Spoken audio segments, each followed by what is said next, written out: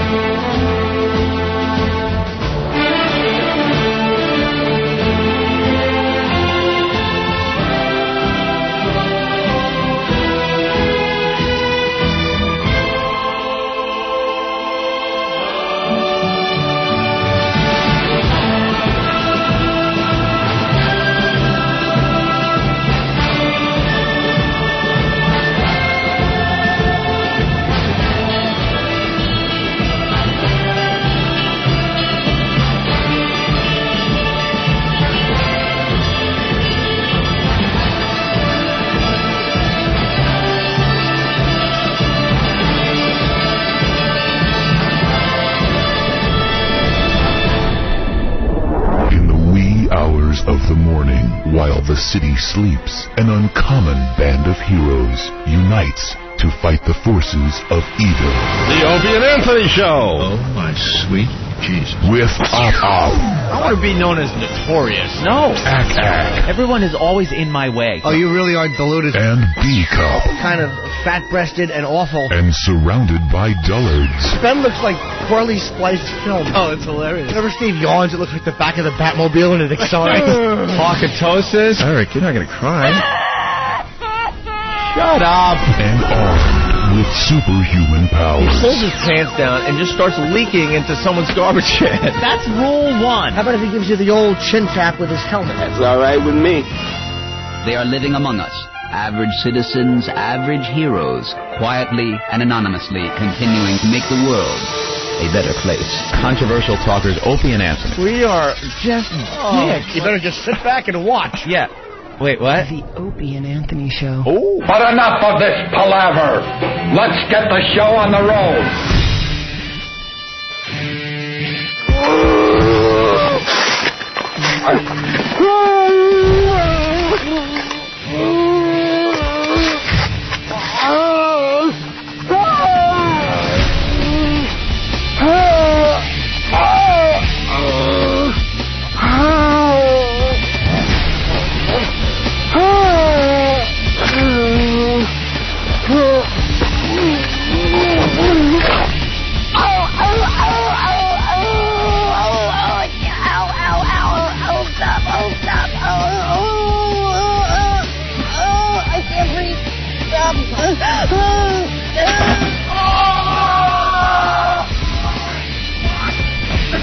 You guys okay?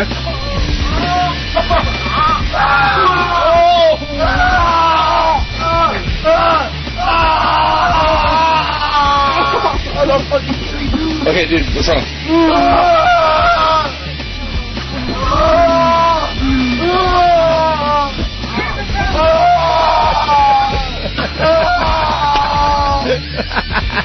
Ow.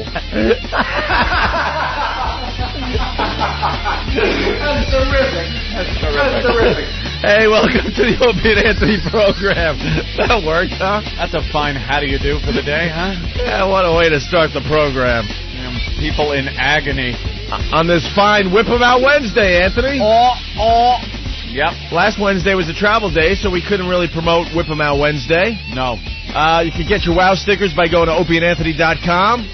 You throw a WOW sticker on your ride, and if the ladies feel like it, if they're feeling in the mood, if they're feeling festive, they're gonna flash you as you're driving around the highways and the byways. Sure. It's like fishing. You just got to put the bait out there, your WOW sticker, or, the sign or written in the dirt on the back of a truck. And before you know it, you're just sitting in traffic maybe, or a car pulls up next to you. You don't expect it. You forgot you even had the WOW sticker on there. And then a girl is flashing you, and you go, what? Why is... Oh, yeah. Now I remember. And my pal's O&A. And a big thank you to the truckers because they took it upon themselves to start writing it in the dirt on the back of their rigs and stuff. Right. That's what that WOW thing means. It started about 8 years ago or so. I don't know. Very good. This police video is amazing. Oh, yeah, and Chase in L.A., I guess. Some guy's running from the cops. He's on the freeway. And I guess his buddy is in the back seat and opens the door and tries to jump out when the car's rolling.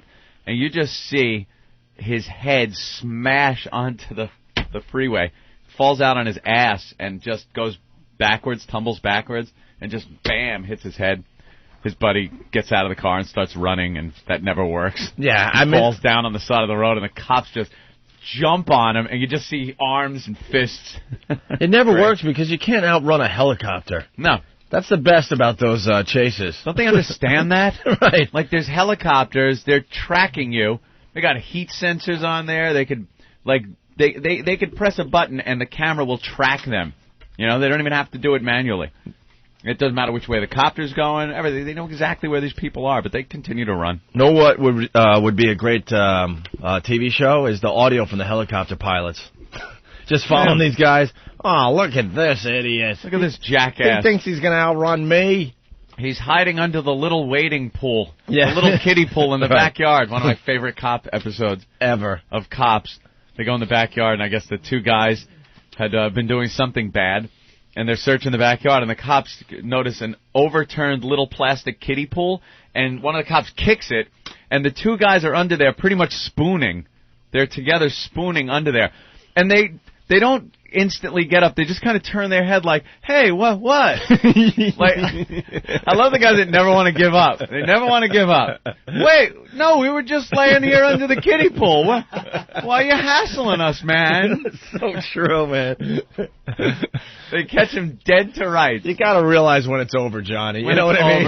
I mean, come on. Sometimes you get those guys on Cops. They're like, all right, you got me, you know. I like the guys that run and put the cops through crap, man. You know, they're hitting them with their car. Just the chase itself is pretty stressful to the cops. They're putting public in danger. Then something happens to their car, maybe. They step out, they run, and then when the guy realizes he can't go any further, one guy I saw turned around, kind of smiled, and put his hands on his head like, all right, you got me, and I gave up, so now what are you going to do? They tackled this guy, and just the knee right into the throat. The nightstick is out. I mean, they're poking the guy in the side with it. Doesn't matter. You can't decide it's over by putting your hands on your head and going, all right, I give. It's not a game. They're still going to, tune you up a little bit. Just a bit. You got to teach them for next time. Yeah, show you who's boss. Right. Well, the phones have exploded. We haven't gone to the phones a lot lately, so why don't we start the show with... Isn't there a reason for that? Some fine phone calls. Wait, before we go to the phones. Oh, darn it, it's not set up right, though. Hold on. My fault, though, my fault. Let's go to the phones, Anthony. All righty. Ring, ring, ring, ring, ring, ring, banana phone. Ring, ring, ring, ring, ring, ring, ring, banana phone. We'll start with Steve in New Orleans. Steve, what's going on, buddy? It's Hello? Oh, Steve. Bananular phone. Yes, Steve. Yeah, I'm from Maryland, not from New Orleans. So who the fuck cares? Is your name Steve? Yeah. Then start the program. Let's go. I got a way to get away from the helicopter, man. You just go into a shopping mall. They can't find you. You break from the cops. Go into a shopping mall, and then they send cops into the shopping mall. If it's a crowded mall, they're not going to find you. Really? With the description and everything. I don't know, that seems like a lame-ass idea. You cover the doors to the shopping mall so that no one can... How do they know you're going to the shopping mall, Anthony? How did the helicopter saw you go into the shopping mall? Okay, they saw you, so the cops follow you. You're in a crowded mall. How do they know who you are? And how are you going to find the nearest shopping mall? Yeah. Well, obviously, you just have a look at the exit on the freeway. Your theory stinks and your city stinks. You're busted. Or state or whatever. Where is he from? I forgot. Maryland. Oh, Maryland. That is actually the only shot you have, though, is the shopping mall. He actually makes a point. The shopping mall. The only shot you have with a helicopter is to a monstrous wall and just hope you can run and lose somebody inside, but that's the only shot you have. Yeah, it's a long shot. Oh, yeah, absolutely. By the way, we're not going to complain on the show anymore, obviously, but I just want to acknowledge that the phones are still messed up. Yeah, I like that sound. Don't want to get anyone pissed off anywhere, but the phones still sound like there's some kind of, underwater thing happening. What's wrong with the phones? And I think we mentioned it, just a few times. But don't want to bitch. Nope. Don't want to get anyone all pissed off because we're trying to, make a better show here. Did you see my computer's fixed over here? Very nice. Actually, it isn't. Oh, it's not. Just figured I'd feel good about saying it like it was. Well, let's not bitch, though, Anthony. No bitching. Of course not. Hey, Nathaniel, can you grab me that thing off my desk in the office? Your desk? Oh. You got a desk? No, I don't. I just want to. But no bitching. No bitching. Yeah, whatever. I mean. Oh, God, that is funny. I was thinking about it last night. Yeah. The reality is, and we got to start realizing this radio show is just not a priority with XM. We know that now. It's just not a priority. We've accepted it. We've turned around, put our hands on our head, and smiled, and gotten our nightstick in the throat. It was all understand. pomp and circumstance, or whatever they say. Sure. When we first got to XM. Yeah. And now it's like, we're just not a priority. I understand that now. Just one of many, many shows. Yeah, we're just this tiny little satellite that is separated from the Washington gang, and we'll just do our show, and we'll be very successful on our own. Yeah. But we're not really a priority. It's obvious. Just one piece of the wide array of entertainment you get on XM satellite radio. Remember when Howard signed with the Little Doggy Company? The first phone call we got was from from ELO. I'll say it, ELO, and he goes, "Hey, we got a little over a year to make you guys bigger than anything out there," and nothing has been. They will beg to differ. They will beg to differ. I'm sure. Remember the national commercial we were going to do? Well. And now it's down to, what, a 5-second thing we're doing? I think it's a 10-second spot. It's going to run during a traffic report. And then they wonder why we bitch. I mean, when you're meeting with XM and they have these huge plans for you, and one of them is to have a huge national ad campaign where we were throwing around ideas like... Oh, we had a great idea. Actually, Ope came up with this one. Remember the movie Brubaker? Yep. And it's kind of a cliche to prison movie, so even if you didn't see this movie, it still worked. It was, and it had to be done right when we were signed and we were still off the air. Where Brubaker gets out of the hole and comes walking out of the prison, and all the prisoners start to do the little slow applause thing, and he's looking up. And I think it would have been, cool to have me and Ope get out of some prison solitary confinement thing, come out squinting at the sunlight kind of thing. We're out. Yeah, we're back. We're released. We're back. But no. And they thought that was a great idea. Like, yeah, we kind of like that, and we'll sign right here. We'll get right on it. Yeah, we'll talk about other ideas for this national TV commercial. You'll be huger than huge. Sign on the dotted line. Well, we're going to be on TV very soon, ladies and gentlemen. Featured in 10-second spots. Yeah. Don't look for your pals either. Don't look for your pals. What you're going to see is a MiFi. And in the little window in the MiFi, you're going to see Opie and Anthony Show. That's right. And then there's going to be a VO, as they say in the business, of your pals, Aunt and I, doing about 5 seconds of audio. Why don't you do the VO, Billy? Why don't you do it, Billy boy? And I guess we're going to have a production session tomorrow because you get so creative with 5 seconds. I can't wait. 5 seconds. You know, I could pretty much riff for 2 or 3 seconds, but 5, I'm lost. I don't know what to do. And we talked about this during our conference call yesterday for about 20 minutes. Yeah. It's like, it's 5 seconds. You know what you could say in 5 seconds? Nothing. It's, hey, it's Opie Anthony, we're back, and we couldn't be happier.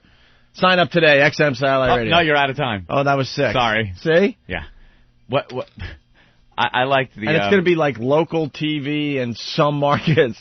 So much for that national commercial. Oh, well. And then they wonder why we bitch and we're a little bitter. I liked the idea that some things are going to be written for us. We could try them out, see how they work. Right. Because I guess they couldn't take a 5-second clip from this show. Because from what I was gathering, what we do here on the show isn't really a good representation of the show. See, we need someone to write something that represents this show better than, say, the show. So we have to deal with that. It's going to be fun. Yeah, we'll have the outtakes from our production session. Oh, yeah. On Friday's show, I guess. 5 seconds at a pop. Let's go to Dugout Doug from whackbag.com. Of course, Dugout Doug. Of course. Hey, Doug, what's up? Good morning, guys. How are we doing today? Pretty good. Good morning, my postman for Paul's old cobweb-infested bird vagina lips. He's calling from... Hi, Doug, with a bad phone. It's not a bad phone. This is a problem that's been happening, but we don't want to bitch. But we've been talking about this problem for a while. So, do you guys ever watch the news and you see where all the troops get together and they say go to attack Canada? And Canada isn't there anymore? I'm sorry. I can't get past this Star Wars Death Star transmission sound that's going on in the background. Yeah, Every really time good. you talk, I get this. It's this weird digital feedback sound. I'm sorry. All right. It's not you, sir. Not your fault, Doug. It's not like you need phones to do a talk show, so Don't complain. I'm sure it's not a priority. You ever get a bunch of troops together to go attack, Yeah? and there was nobody to attack? Okay. I am your father. There you go. Hey, can we have a schedule for Cool Guy, please? We don't know what it is. I have no idea what Doug said because I'm literally ready to punch my fist through the phone system, which is a computer. Thank you, Doug. That should be really funny Bye, because Doug. the computer has nothing to do with the actual phone system. I guess what he was trying to say is the assault on Cool Guy started last night, and I guess he didn't do his radio show last night. I think we made our point, so you guys could go about your business, you know? Yeah. We certainly made our point. We're not obsessed with the guy. We said what we had to say yesterday about him.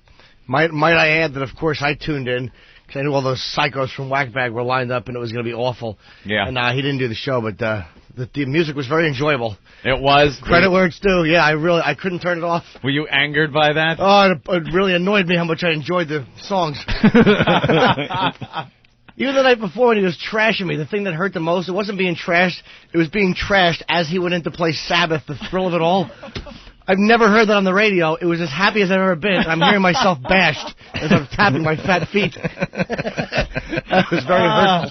That stinks.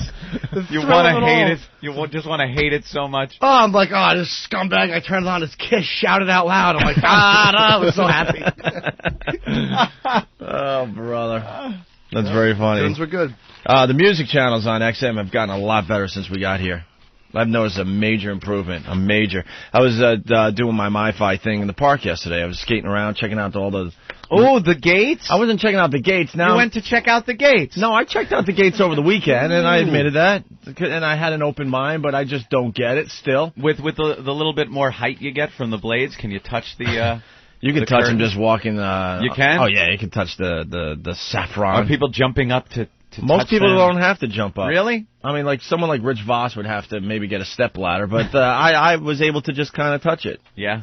But now, there's a bike. It's not even a bike path. They closed the road to traffic, the outer loop. Yeah. And I'll do my inline skating. People are biking. People are jogging, and these stupid tourists are just wandering around with dumb maps trying to find the gates. Oh, boy. The gates are all over Central Park, but for some reason they have maps. But I'm looking for gate 4,863. They're all the same gate. They all look the same. Right. And people just wandering in the road, and man, you know, the regulars that do the, you know, they're working out, skating and biking. I mean, there's hardcore guys in there with, you know, all the latest gear and stuff. I mean, they rock and roll around that outer loop. Yeah. And people just getting pissed off on their bikes and on their blades and the joggers. Anytime something brings in a lot of tourists, it really is a bitch for the locals. And, you know, it's New York City, so you're going to get a lot of tourists. They don't understand. Get out of our way. We live and work here. Please leave. Put this stupid thing in an Iowa cornfield. The gates. Hey, Rich Voss. Hey, what's Happening? happening? What's up, Rich? Can you hear me? Because it's a feedback. A little bit of that feedback going on. The phone stink, dude. Yeah, I got up early and my fiance said to give you guys a call. I didn't say that. My other one. Oh. I guess we just don't go to the phones today. It's just a small part of the show we have to cut out. That's all, Ope. This is ridiculous. Yeah, we can't hear you, bro. It's just we can kind of hear you, but... Call me tomorrow morning or I'll come in. I'll call you guys. This is, I'm in a limo right now and I can't deal with it. He's in a limo? He just called to say that. I know. I know. He absolutely called to say he's in a limo. Hey, what about the controversy with Chris Rock and the Oscars? You know what? First of all, there are a bunch of babies because what Chris is doing is so funny, and they know what they're getting, and you know. I just want to see Opie throw something. That's why I'm keeping him on the phone. This is unbelievable. You can't hear it. It's all feedback. You know what? This show stinks. Let's call Sonny Fox. Very good. Oh. Voss's phone is not... That's 2 bad phones in a row. Yeah, that's this phone, though. That's our phone. Anytime they talk, it does that feedback thing. There's something feeding back. But we've mentioned this over and over again. Kevin Straley, will you do something? Stop. Will you fucking do something? Instead of, I'll look into this, I'll look into that. There's real problems here. You can't do a talk show without phones. Opie, the tech guys. You've been in talk radio for many, many years. Will you do something? The tech guys are coming. That's what I heard. Well, when? When? Yeah. My email said TBA. Ooh. So I'm waiting for the big announcement as to when they're showing up. I even wrote back in a nice way. Hey, when is TBA? Like, is it a week, a month, 2 months? And you know what I got? No answer. TBA. So I don't know when they feel it's a good time to show up. Look, if the phone's just crapped out today, then I don't really have a leg to stand on, obviously. But if it's something that's been ongoing and we've mentioned on the show, nicely. Yeah, the phones have been doing this for a while. I don't know what to say anymore. Hey, Craig, what's up? Hey, guys, how you guys doing? Pretty good. Hey, listen, every time I listen to your guys' program, which is actually when they got the back on the air, any callers that you get in, you can barely hear the callers. You turn up the volume, you guys get back on the radio, and then all of a sudden you guys have powered the speakers up like you wouldn't believe. Blow your eardrums out. Maybe it helps your superiors hearing this, but I don't know. TBA, throw the bullshit again, Is there something that can be turned down or up somewhere that doesn't make that sound? Hey, Derek, you got the live version of Freebird? If you do, play it, because I'm not doing a fucking radio show anytime soon.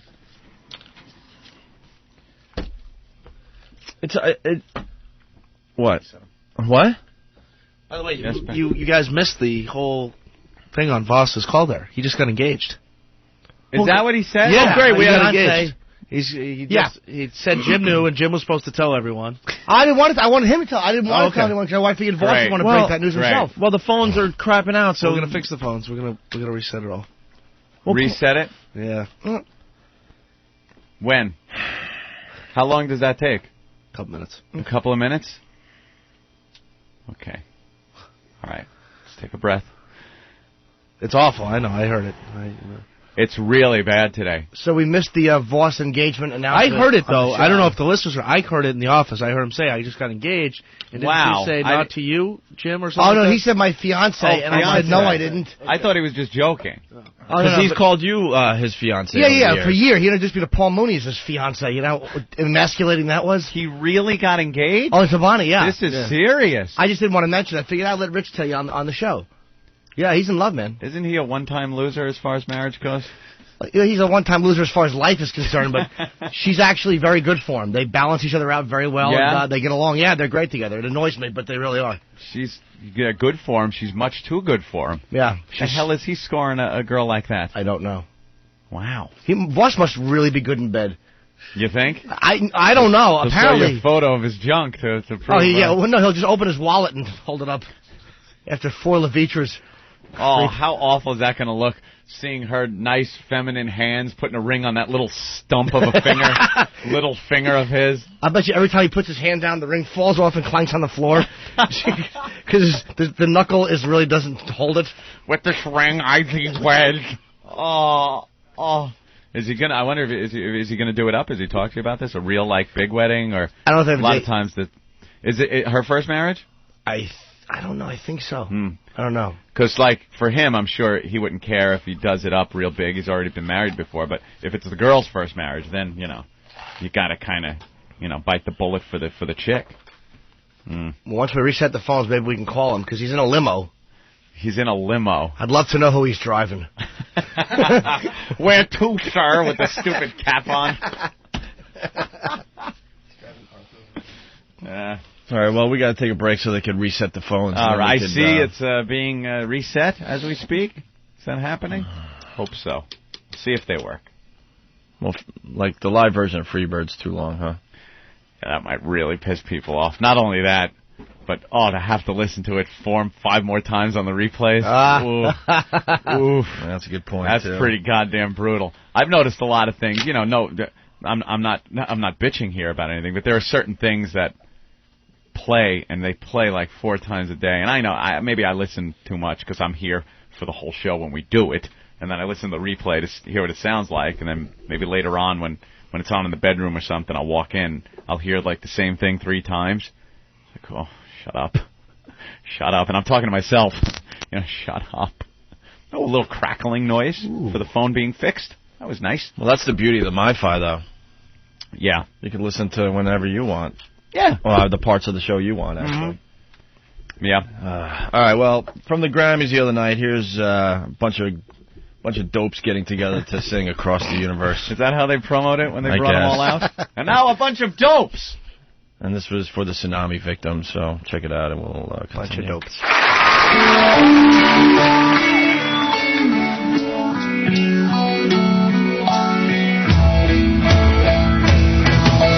Words are flowing out like endless rain into a paper cup.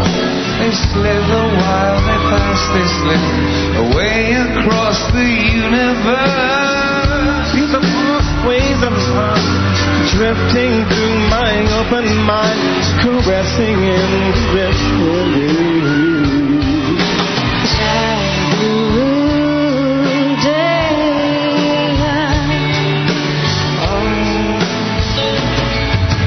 Nothing's gonna change my world.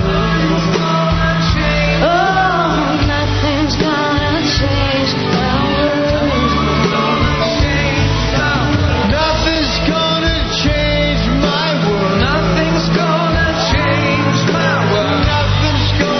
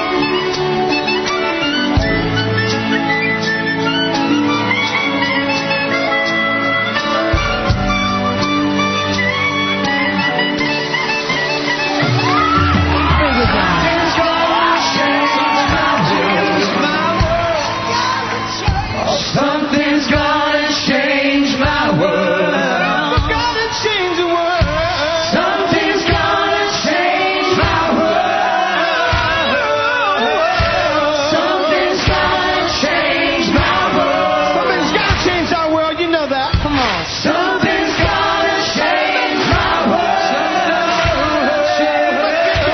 Something's gonna change my world. Something's gonna change my world. Something's gonna change my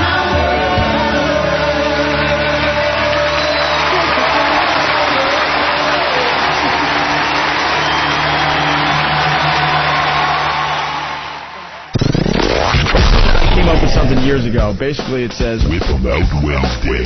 Big, luscious, juicy ones. Wow. The swinging tribute to unrestrained female anatomy. It's Whip 'em Out Wednesday. The Opie Anthony Show. Yes. Great country music. Great country music of China. That album, didn't sell well, but there were some fantastic country songs in there, like Bring me back my bowl of rice, you bitch. This didn't go well. That wasn't a good song, and it was somewhat offensive.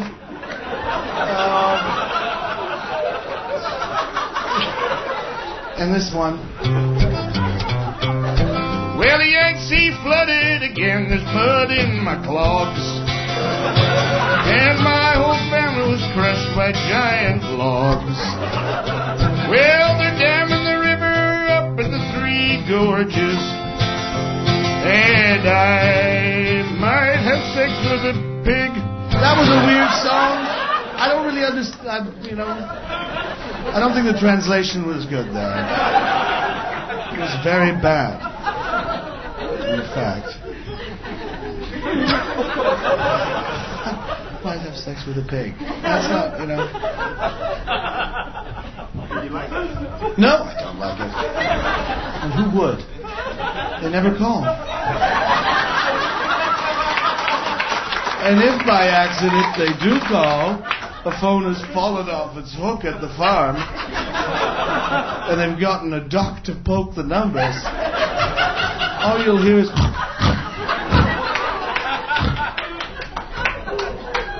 They aren't good talkers. Pigs, they don't care about your personal life. They don't care about you. They just take. Yeah. And then we kill them. So I guess they deserve all they can. So... XM202. The Opie and Anthony Show.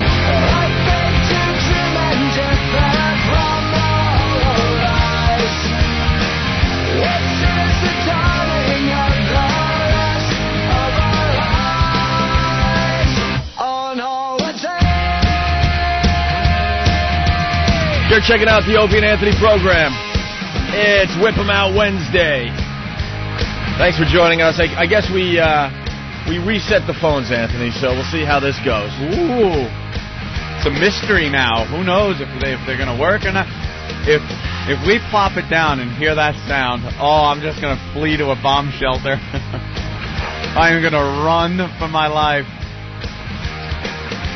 We just want to put on a fine, entertaining radio show every morning. Well, it's hard enough to do without having technical problems, Because we usually don't go to the phones first thing in the morning, but I looked over, there was a lot of cool little things that we could have riffed on, Voss has given us huge news, and the phone system stinks. We could have done 20 to 30 minutes on the Voss thing alone. No problem. But instead... Well, we have to sit and wait for the phones to be reactivated or whatever was done. That was a big announcement for Voss. All right, let's see if they're working here. Max in Dallas. Hey, Max, what's up? Hey, boys, how's the phone sound? Oh, good. Sounds good. I am your father, Luke. Punch you out. Fucking phones. Oh, Jesus. Oh, Jesus. Let's go to Joe in California. Hey, Joe, what's up? Hey, how you doing, guys? Hi, Joe. What's going on today, Joe? Hey, Jimmy. Well, I just wanted to let you guys know that I got wowed on Monday. Oh. Yeah, I was on my way between Richmond and Sacramento, and I'm driving this clown on wheels, and this car pulls up alongside me, and there they go. Hey, he got wowed, Opie. Was she attractive? And when I got my bumper sticker, my wife asked me, she says, what's that for? I said, well, I got to support the Opie and Anthony show. And, you know, and she says, you really like that show? And I said, well, where do you think I got the idea for the Java log, the Liberator, and how do you think I found your G-spot? Wow. Very educational. It works for me, guys. Thanks, sir. Thank you, Joe. Hey, Jimmy. Not going to work. Jimmy. Not going to work, sir. I love you, Jimmy. You're great. Oh, thank you, mister. All right, bye. Bye. That reboot of the phones helped a little. Yeah, sounds great. Let's say hi to Scott in Jersey. Scott, what's up? What's happening, Hope? Hey, man. Ack. Listen. Hey, the phones were working great when I talked to the cool guy the other day, so that's why I'm calling. He's rubbing it in that cool guy's phones work. Cool guys' phones work, don't they? Oh, yeah, he's a great guy. You know, they work really good. So, You I'm think- just checking in. You think Bob Edwards plops down a phone line and hears this? And if he did, do you think it would last for more than, like, one call? No. Absolutely not. Hey, Sweet Ted. Yes, sir? Not you. The old not you gag. And it still hurts. Yeah, of course it does. Well, I guess the phones are out of the mix today. Unless we, can put that out of our heads. Kevin Straley, we have a problem. You're in charge of talk programming for XM. Are you sitting there listening to this? Are you proud? Are you proud? This is a clusterfuck. Oh, boy. Mm-hmm. See what John from Boston has. Let's see if there's more phone calls. Perhaps that one will work. Uh-oh. Oh, boy. Hey, who's this? What? What?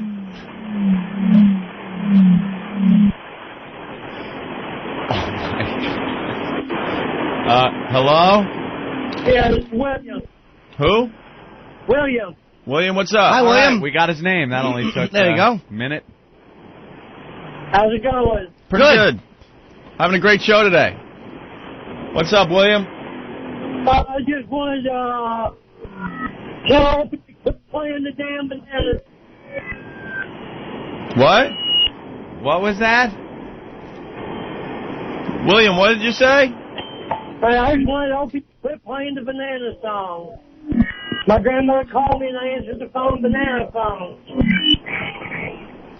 I don't know if you got that one, if you could actually hear it, but a car crashes certainly do. Yeah. Sir? Yes.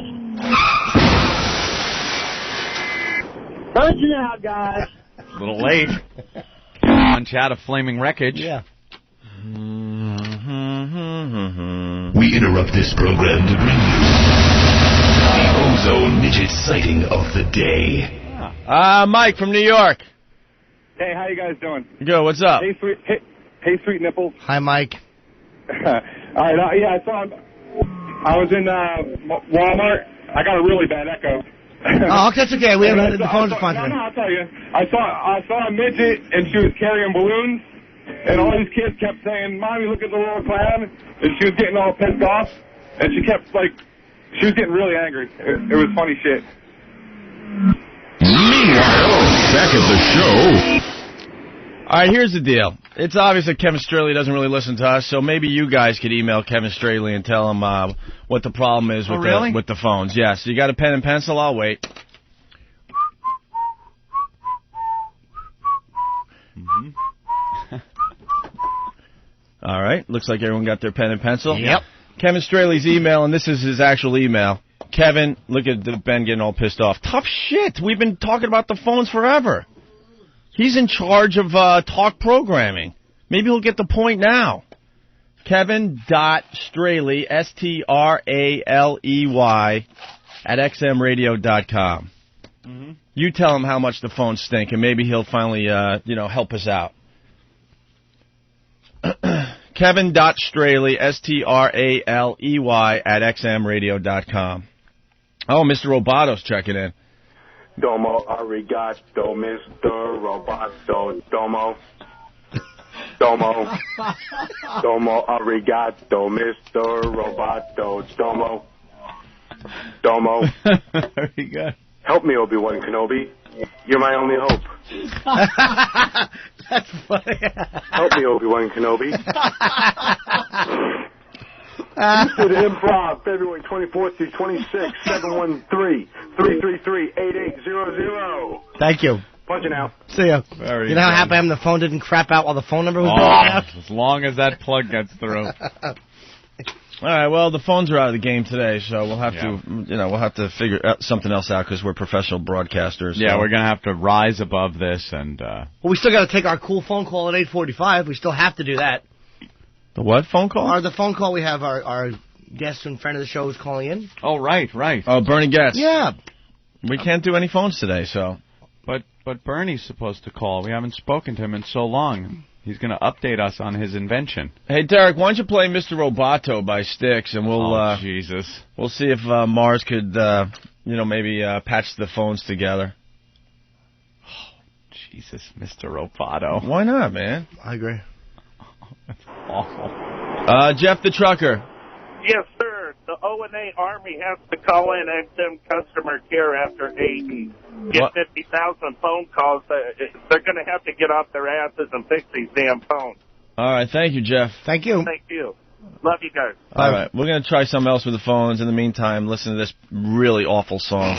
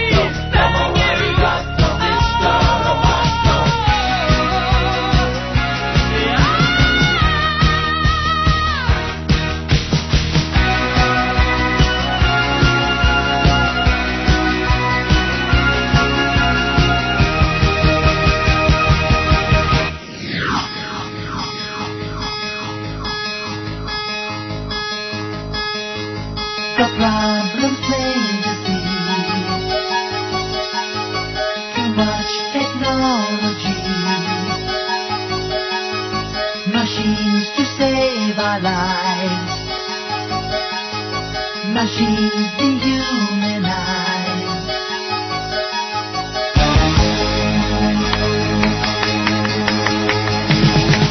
But time has come at last. Secret, I've got a secret to throw away this mask. Secret, I've got a secret. Now everyone can see. Secret, I've got a secret. My true identity. Stop whining. Stop whining. Stop whining. Stop whining. Shut up! Shut up! Quiet. Quiet. Sticks. Mr. Roboto. We're back with the Opie and Anthony program. Wow, the instant feedback's coming in. They love it, right? Fast Freddy. Hey, we didn't break the phones. Stop playing this awful fucking music already. F you. What's next? The Thompson Twins? Ooh, which one? Hold Me Now. There you go. That's the next one. Hold me now. Glenn in Jersey, what's up? Hey guys, how are you? Pretty good. What do you got for the show today? I just wanted to call and thank little Jimmy Norton for absolutely horrifying my wife this weekend at the Stress Factory. Oh, thank you. Now she thinks I'm some demented fuck. Why did he horrify your wife? Well, with his brand of humor that he has. His brand of humor. Well, thank you for coming, sir. I apologize for my potty mouth. No, I loved it, but now she thinks I'm some, creep. Serial killer. Are the phones back working? How come that's working? If another call works, don't touch anything else on the phones. Right, let's see if Eric the Trucker has anything. Eric. Yeah, guys. Hey, last night, I don't know if this guy got his signals crossed about where he was supposed to do his attack, but last night around about 7:30, 8 o'clock, guy calls up MLB Live, says that he's Jimmy from Houston, and that he was sitting there talking to Opie, and then he said, yeah, and you said, yeah, and everything else. And then he goes off and he says, well, you can get information about the steroids deal on www.bite-it-eat-a-bullet, and then about that point, they figured out what he was doing. And got him. That's the new Major League Baseball channel on 175. Matter of fact, I think we're going to have Kevin Kennedy calling the program today. We love those. I heard about those. Like they threw it some O&A stuff, but I didn't hear any of the calls. Thanks, Eric. Thanks, man. Wow. Do they work? I think the phones are now working 50 minutes into the show. Make sure no one's touching anything, because I like when people fix something and then they go further to keep fixing it even after it's fixed, and then it just breaks again. So we got to leave that alone. Wow, some great stuff coming in from Ass Suck Willie on Whackbag. What I just wrote to Kevin Straley. Dear faggot, Opie and Anthony is the only priority you have, dummy. So I guess he's going to be getting a lot of those emails. He'll get a lot of emails today. Yeah, he's going to log on and go, oh, I have so many in my inbox. Let me see who this is from. Well, maybe he'll finally get the point. I mean, we've been talking about the phones off and on since we started here. We really have. What seemed to be the problem, Ben? On mic. Ben, the executive producer of the Opie and Anthony program, has a problem with the mix minus. There was someone messed with the mix minus in that studio, and I don't really understand. Perhaps that's a problem with the phones. We've had this problem before. Perhaps that problem keeps popping up because somebody's using that studio. Somebody's fiddling with everything's set, and somebody fiddled with it, and that's not supposed to. No one's supposed to be in there to screw with anything. No one does. And I tell that somebody was in the studio doing a phone interview yesterday when they shouldn't be. That's got to be taken care of. Yeah, we'll fix that. Mm-hmm. So, anyway. Right. Because I was in the studio with Steve yesterday doing my some stuff, and I know he said, yeah, so-and-so's got to use this studio for a phone. Who's so-and-so? Just say it. I don't know what his name is. The Broadway guy. I don't know the Broadway guy. I don't know him either. The Broadway guy was doing a phoner?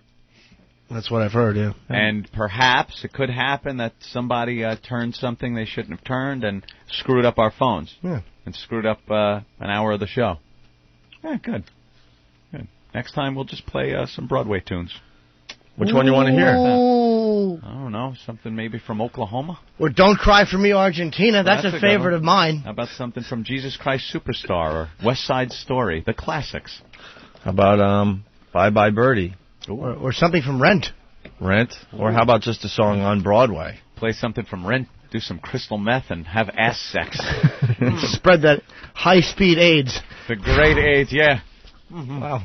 All right, we could start segueing into a real show, I guess. Right. Yeah, Super AIDS hit New York. Super AIDS! It hit Boston. Yeah. And now the paper is reporting, yes, it has hit California. It's in California? Officials are trying to identify and find a San Diego resident who tested positive for a form of HIV similar to the aggressive drug-resistant strain discovered last week in New York City that turns into full-blown AIDS in just months.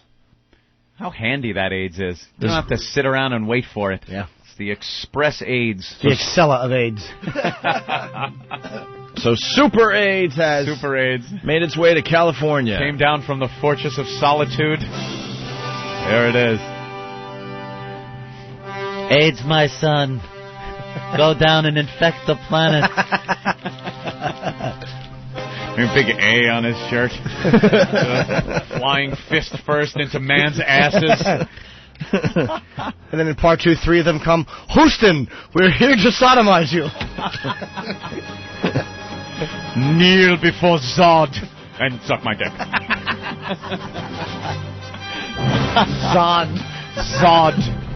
Zod ruled.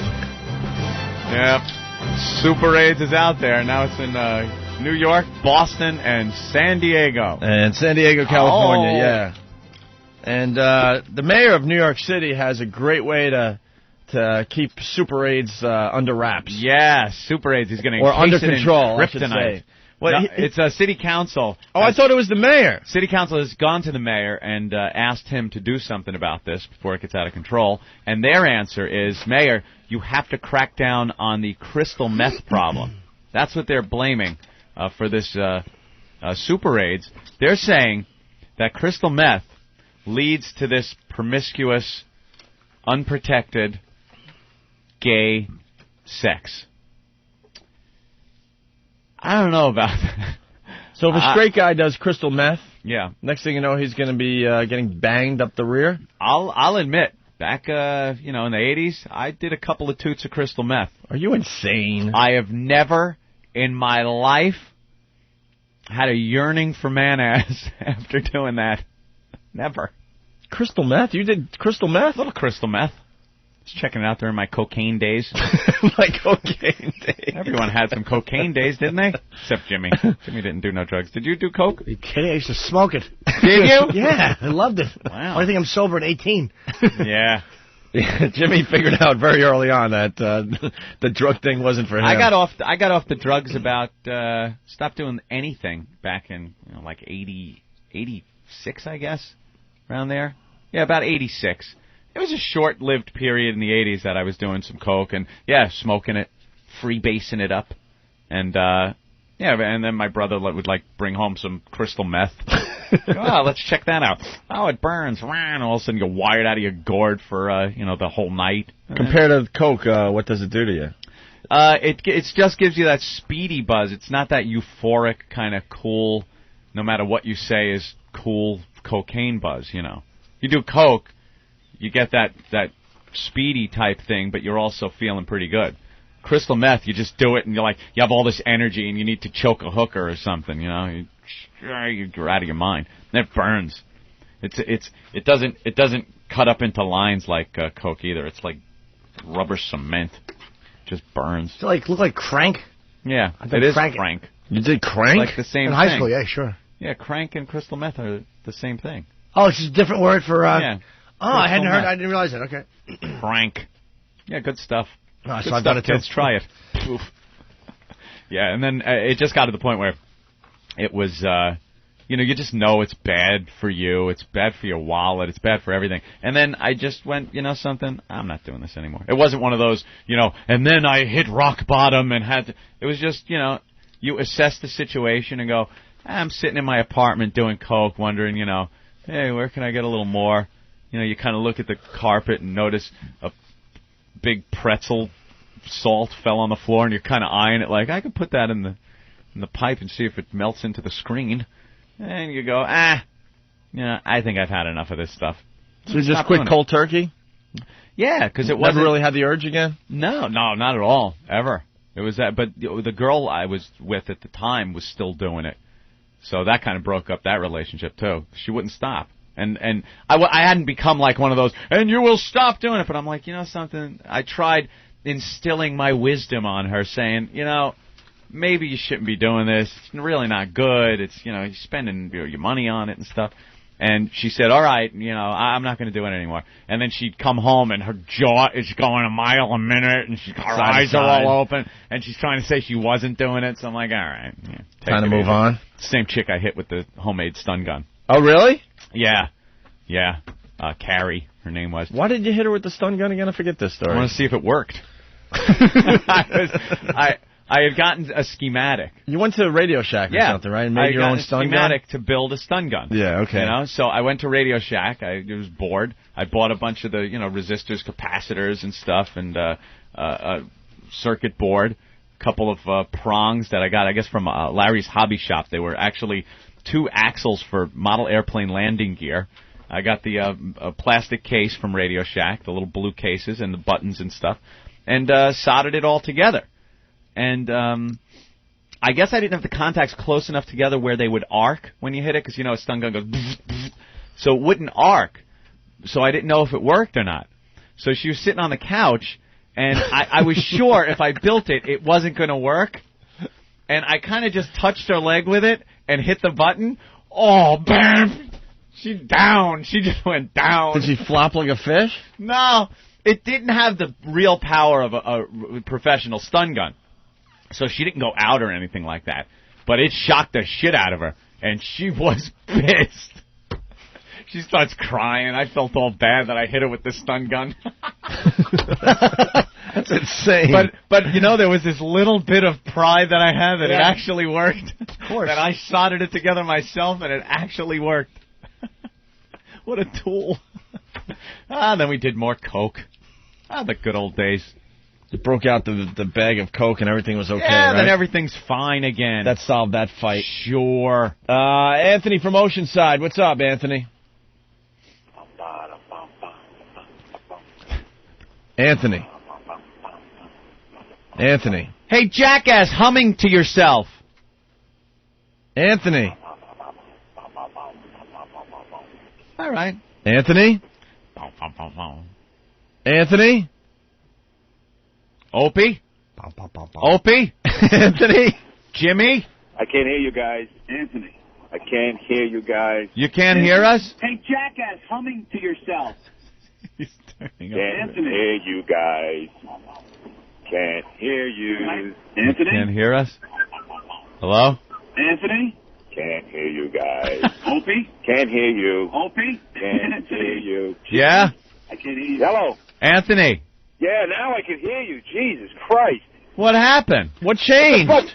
Yeah, all I heard was like you were going to pick up my call, and that was it. I guess they're still screwing with stuff? Well, I'm so glad the phones are working. Anyway, what do you have for the show? Listen, crystal meth, I'm a druggist. I'm a pharmacist. Was invented by the slanty-eyed Jap fucks in World War II. We could thank them for all the super aids due to the fucking crystal meth. Thank the Japs, those pricks. Wait a minute, the Japs... What do the Japs have to do with crystal meth? In World War II? In World War II. Can you listen? Yes, I can. Kamikaze pilots and all those crazy fucking warriors, they had dimethylamphetamine, which is the chemical composition of crystal meth. Yeah. What do you think? They just, for love of country and fucking rice, they were slamming into boats and buildings with those planes? No, they were all crazed. They were stoned out of their fucking minds. Look it up, man. They were all hopped up, having ass sex, and then going out and crashing into planes, into boats. And when they come into the pharmacy for fucking needles to shoot that shit up, they look like a fucking train wreck, all of them. Give me 2 syringes. All right, thank you, Anthony. All right, Anthony sounds like he's on it. But I don't get the connection between crystal meth and ass sex. Yeah, see, that's what the city council, that's what they were saying. Maybe we could get a brave homosexual to call the program and explain why crystal meth makes you want to have ass sex. A homosexual? I don't think We'll get one of those on. Why not? on our Just change show. your name and explain why crystal meth makes you want to have anal sex. Or why you wouldn't ask the guy to put a bag on just because you're a little bit rushed. I think what it does is if you are gay and you are enjoying the man-ass sex, doing some crystal meth will make you just that much more aggressive and horny for it. You know? If you're speeding out, you're kind of, it gets you horny too. I would gather, And I think it's just they act on that. Get into that.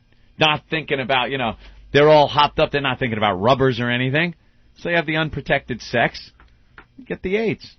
Get the super AIDS. Get the super AIDS if you have, 70-plus partners. Let's go to Jim the trucker. Jim? Hello. Hey, Jim. Am I on? Yeah. Jim. Okay. I can barely hear you guys. Yeah. Kevin, you're doing a great job. Thanks. Thanks for all the help, you ass. Go ahead, Jim. Yeah, San Francisco now has the Super AIDS virus as well. Well, welcome. Welcome to the family, San Fran. How do you know that San Francisco also has the Super AIDS?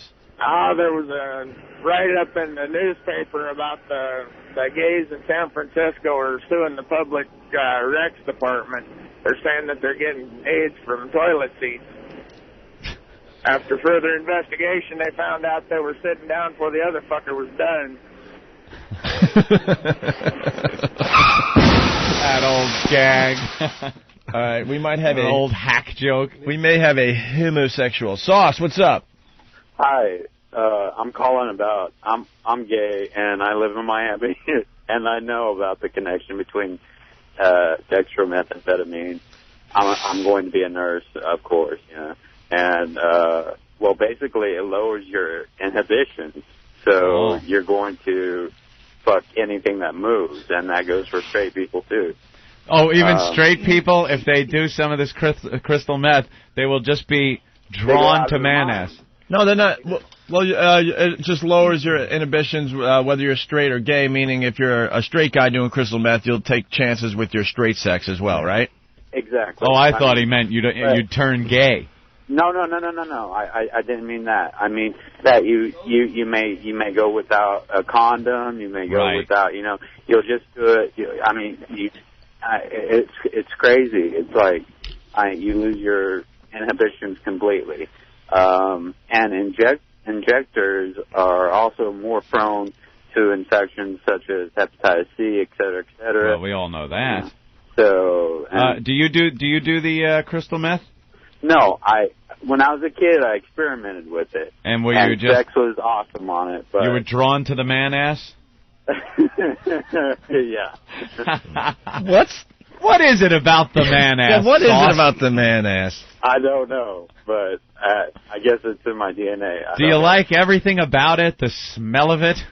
Well, I don't want to get into that detail, but vagina kind of doesn't do it for me. Oh my God! That's what I don't get, because you place a picture of a vagina right next to a picture of a man's ass. Yeah. It's not even close. No. It's not even close, man. It's not. Not any decision-making there at all. Try to, somehow have an open mind and just look at the two pictures. It's not even close. Hey, Sauce. I know. Sauce. I tried. Like a man's I swear to sauce. God, I tried, but I couldn't do it. I was going to ask you, have you ever had straight sex? I had a threesome, and I tried, and...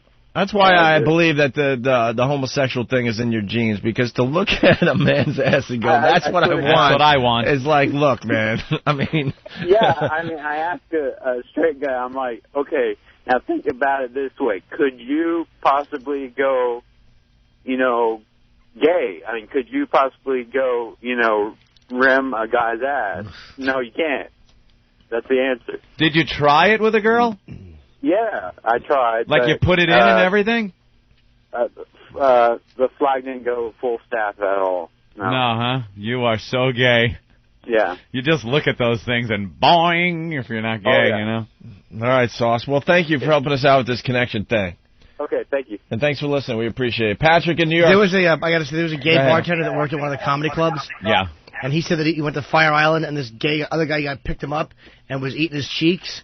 but was blowing into him like, so he would fart in the other guy's face. Oh my God! Jesus, Jim. Yeah, that's true. That's what he was telling us. It was we were all could not stop listening. Patrick from New York. Hey, how are you? Good, Patrick. What's up? Yeah, I just wanted to add that the guys who are doing the crystal meth, one of the things that the ass sex becomes appealing to them is that they're horny, but they can't fuck because their dick is soft. Yes. So they end up wanting to take it up the ass because they're horny, but they can't get their own dick hard, so they look for someone else to fuck them. Wait, so if you're on the crystal meth, you got a softie? So you're going to be a bottom. Right, exactly. Oh.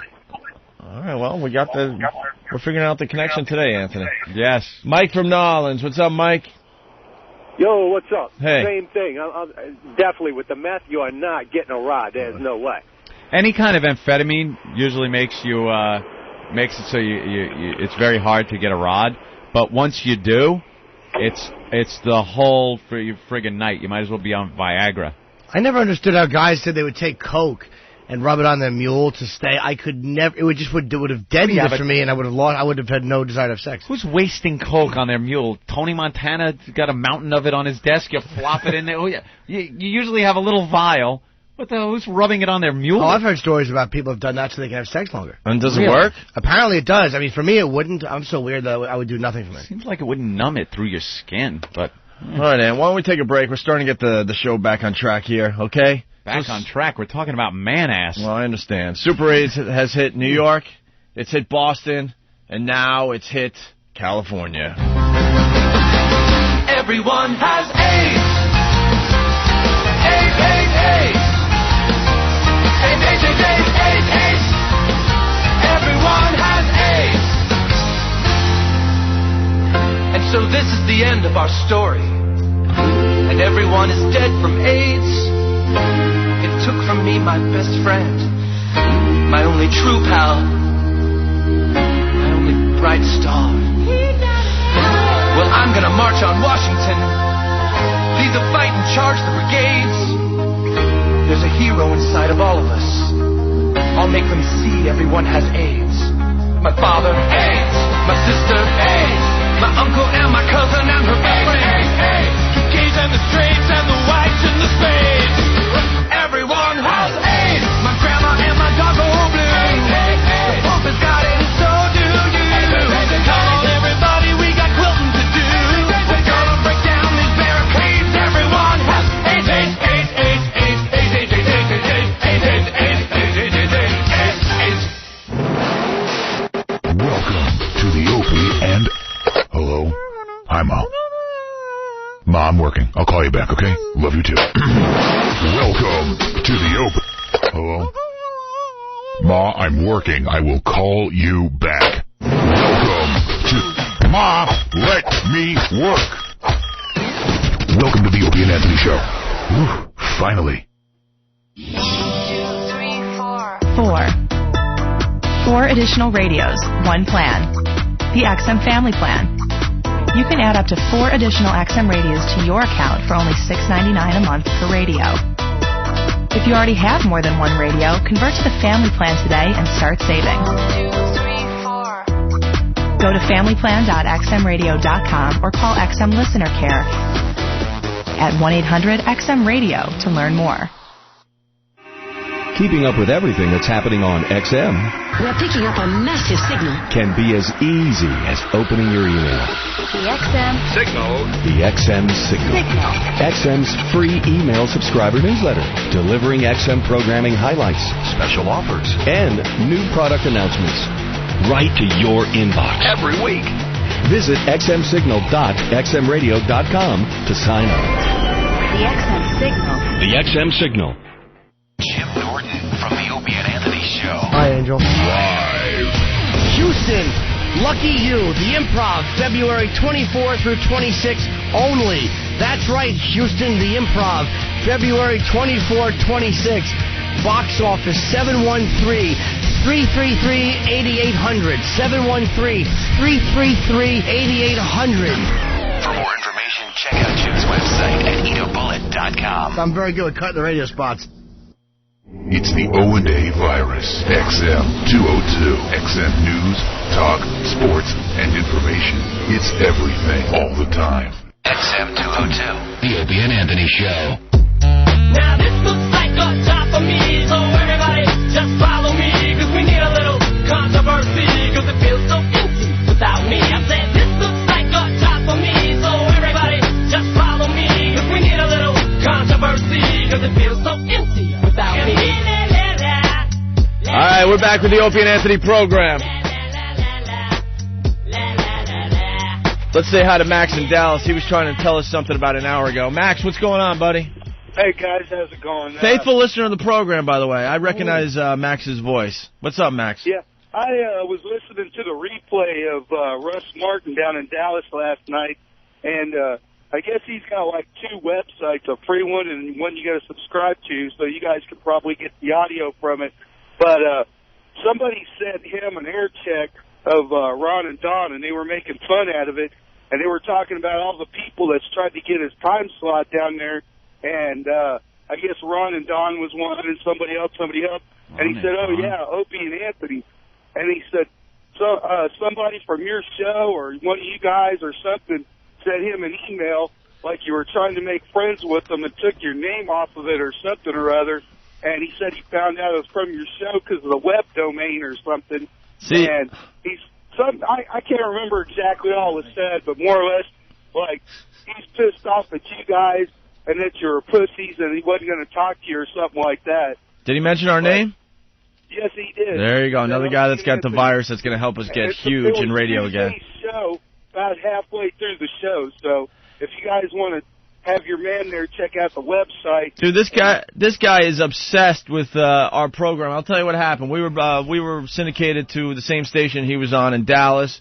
And he claimed that I was writing emails to him, trying to be buddy-buddy with him. Anthony knows, everyone associated with the show, we just don't do that with other DJs, you know. If we become friends because it happens, like Ron and Fez are great friends of ours, then great. But we don't go out of our way to make friends with anyone. If it happens, no problem, okay? So he claims that I was writing him over and over again emails trying to become his friend, and then when he didn't become my friend or something, then I started trashing him and saying, well, you're next, buddy, we're going to take you down and we're going to take your time slot. It never happened. And then the pussy program director at the time, who has since moved on to a much smaller market because the guy didn't have what it took to program a Dallas radio station, you know, took Russ's side and claimed that I was lying and stuff. And then the general manager got involved, and then Ken Stevens got involved. Oh. And it just didn't happen. Another phony and another fraud in this stupid business. I don't go around writing other jocks' emails. Well, except for cool guy. No, he wrote me, and then, that exchange happened. You're right, but I don't go out of my way to go, hey, we're new to Dallas, want to become friends? Be my pal. I could care less. Russ Martin is a one market jock. I don't know him. Hey, He's on in Dallas. He's a douche. He does afternoons in Dallas. He's boring. And he's successful in Dallas. Great. Congratulations. But that's all he does. One market. Great. Well, I think we've been a little more successful than that. But that was raised back in the NEW days, and it was addressed. And you're like, no, we're not. I could not believe emailing it. the guy. And then the program director is calling me and is like, you know, this is not cool. I'm trying to have a synergy on this station. I'm like, buddy, I didn't do it. And then he didn't believe me, and then I had to talk to the general manager. And then Ken Stevens got involved. And then we had Scott Colombo, who was the computer guru at NEW, a great guy to this day. We still love the guy. And he actually did a whole report proving that all these emails were not coming from me. Mm-hmm. Personally, I think it was Russ Martin, doing a little something, but I can't prove it. But with the IP or whatever Scott did, he proved that the emails that were written to this guy did not come from me, and they still didn't believe me. Conspiracy. They still didn't believe it. Hey guys, can I make a suggestion? Yeah, maybe. What I was wondering is the way your interns screw up, like bringing Jimmy the nasty apples and all that shit.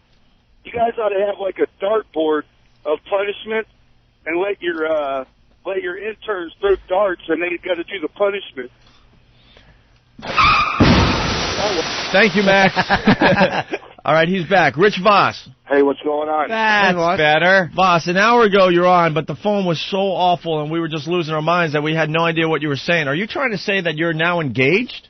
I'm not trying. I am engaged now. Well, yeah, You're engaged. All right, we got confused because you've called, Norton your fiancé for many, many years. So when you said my fiancé, I was just assuming you were talking about Norton. No, Norton is, he's a fiancé. Because you said my fiancé told me to call in, and I thought you had a conversation with Norton, and then, that's what that was about. But you got engaged to Bonnie? Yeah. Congratulations, man. Thank you. We did, not Valentine's Day, like early, like 3 a.m. in the morning at some crappy hotel. I did it. Wait, not what day? It was, when was Valentine's Day? Okay. Monday. I heard Valentine. It was like Sunday at like 2 a.m. in the morning. Well, that was officially Valentine's Day. Yeah, but it wasn't like your typical thing. I did it at like a real crappy hotel, That is pretty typical. And I gave her the ring. I go, you don't have to say yes if you don't want to. That's how low my self-esteem is. How low is hers? She said yes. Wait. What? I dreamed ever since a little girl. Oh, she dreamt of it though, since she was a little girl. But it was nice. Wait, what? And she said to me when I gave her the ring, she goes, "Yes, I dreamed of this ever since I was a little girl to become an American citizen." Wait, walk us through it though. 2 a.m. What happened? What? Hold on. Let me. Hold on. Hello. Yeah. All right. So. Are you on the speakerphone now? No. Now I'm on the regular. Just. All right. I picked her up at 2 a.m. Yeah. Well, I picked her up at 12 a.m. at the airport. She's flying in from L.A. All right. So then we go get something to eat, right? Uh-huh. I time it right. I take half of my blue pill, and we go back. Wait, Voss, do you really have to take those pills all the time? I don't have to. No, I don't have to. Well, you were talking about that guy that put that stuff on his penis to keep it, the Coke. Yeah. I did that once, not with Coke, with some stuff I bought at the store, and it numbs it up. And then, like, I was doing it, I couldn't feel it. And then when I was done, it was all black and blue. I broke blood. I broke blood vessels. You know what? What is hold on. What is the name of that stuff? Because we used to talk about it on one of our old shows. I don't know. Novocaine. No, it has Stamina X. I forgot the name of it, but I don't remember. Supposedly it's kind of it just numbs up your rod. It's horrible. So anyhow, so we go eat, and then we go. Where'd you eat, knowing that you were going to pop the question? At a diner on 22 in Jersey.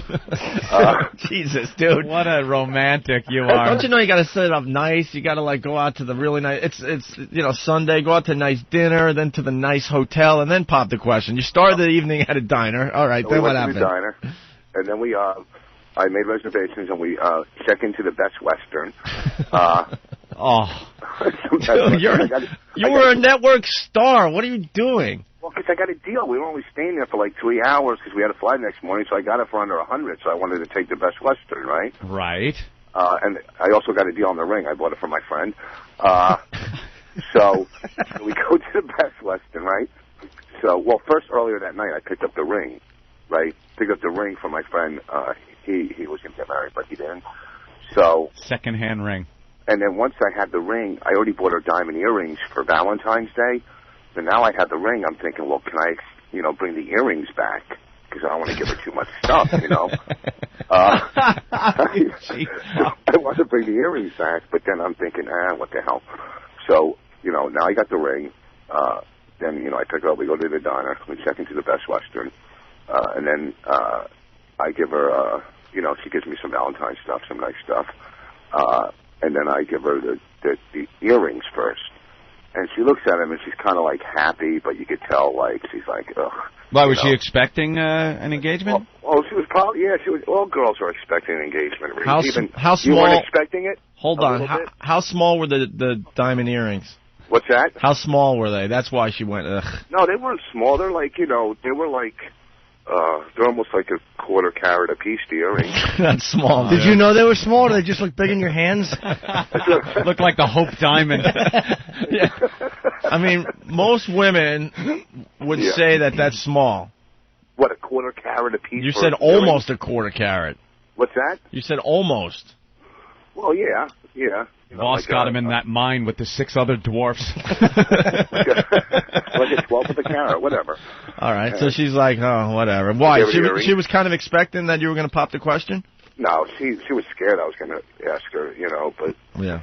She figures, and I figure, she figured, well, I got this TV show with him, so I can't, let me say yes to the ring. Well, anyhow, so then I gave her the earrings, and then I said, oh, here, I got something else. And I hand her a box, it's really a nice case, but it had a couple of chips on it because, I got it for my friend, where the ring comes in. It would be really a beautiful ring case if it didn't have those 2 chips in it, the dents or whatever. So she opens it up, and I go, you don't have to say yes, because I was kind of nervous. And, well, we got Jamie from Whackbag saying he had to tell Bonnie she didn't have to say yes, and then in quotations it says, I'm going in to take a nap. When I wake up, if the ring's on your finger, I'll know I have a partner. If it isn't, I'll know I don't.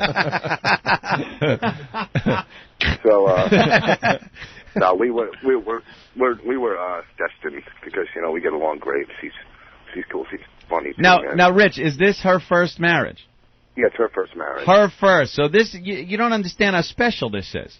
What's that? You obviously don't understand how special this is. If this was like her second marriage, then the little motel and the cheap diner and stuff is, that's fine. But this is her first, and girls do think about this when they're little girls and stuff. And this is the culmination of that, is Voss in a diner and then a motel? A Best Western. A Best Western? Yeah, but it was 3 stars. First of all, what's the big deal? I mean, It's not a big deal to you. You've already failed at it once. Yeah, so? It's a big deal to her. It's not a big deal to her. Now she gets to become an American citizen. She's from Canada, so, I mean, that's an extra bonus, too, So she's got you mean she's really not a citizen, and she has to deal with all those things I don't know. Of not being a citizen? I don't know what she deals with. She had no problem. We went to Canada a couple of weeks ago and came back. There was no problem. I guess she's a I don't know. Then what? Then you guys just banged to celebrate? Yeah. It was great, too. Jeez. So, and then we, you got to see this ring. It's beautiful. It's so nice. Can we talk to the unlucky bride-to-be? What, do you want to say hi? Yeah. Let's say hi to Bonnie. Hello. Hi, Bonnie. Hi, Princess. Hi. So how you feeling today? Good. Are you happy about the chain of events here that have taken place? We heard his side of the story. Let's hear your side of the story. Was it a little? Yeah, it was very nice. It was unexpected. Was it a little more romantic than Rich just made it out to be? No, which was perfect, because if it had been, I would have. I'm not. Oh, you would have. Oh, okay. It's too much. It's gross. Really?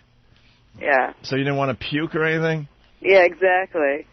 You're in love with him, and you're getting married. Yeah, and I knew he was perfect when we were at a radio station, and this girl wanted a picture with him, and he said, "Okay, but put your arm around my shoulders."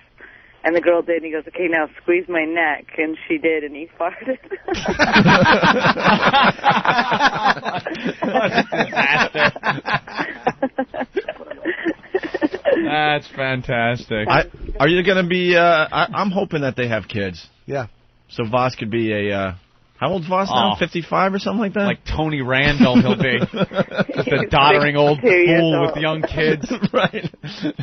I have a feeling that they're going to have a kid together. I think Voss is going to raise another kid. He's gonna get on medication, and he's going to be able to get it up, and we're going to make it work. We're going to make it work. Is this going to be a Jewish wedding? No. No, he's not going to make you wear a yarmulke or something, or him wear the yarmulke? Doesn't he have a tattoo that says never again? Isn't that about being a Jew? I think that was about getting married. At first I thought it was about no more tattoos. Oh, never again. Wow. So now you guys, you've apparently you weren't really surprised, so you talked about this before? Oh, yeah, no, he's, You didn't force him into this, did you? Oh, my I God. know some girls do that. Now, Voss was talking about this on the golf course a long time ago. I can't get rid of him. Hey, did you like the earrings he gave you? He said that you kind of looked a little disappointed when he gave you just the earrings. No, well, he gave me a little box, so I did think that was... I mean, it looks like the size of a ring box. Oh, okay. Oh, so you So thought then it was when I opened it up, the earrings are beautiful. So you really... She's really good. The ring is gorgeous. The earrings are gorgeous. How many carat is the ring? Well, Rich loves to talk about the ring, so you should ask him. Of course. Yeah, I'm sure he got a great deal on this thing, knowing Rich. Oh, please. Jesus, what did he promise He the told guy? me to tell people it was $7,000. For low cost. He did tell me that, too.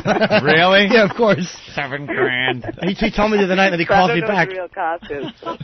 7,000. He whispers 7,000. Yeah, someone's on the line hoping that when Rich handed you the ring, you went, when the midget handed over the ring to you.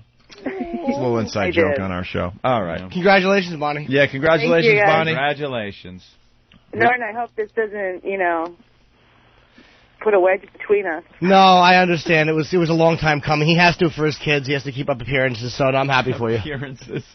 Well, Yeah. he can't talk to you anymore. Do you But get along with anyway, the... I'm like the ex. Bonnie, do you get along with the girls? What girls? You know, his grown-up daughters. His grown-up daughters. He has daughters.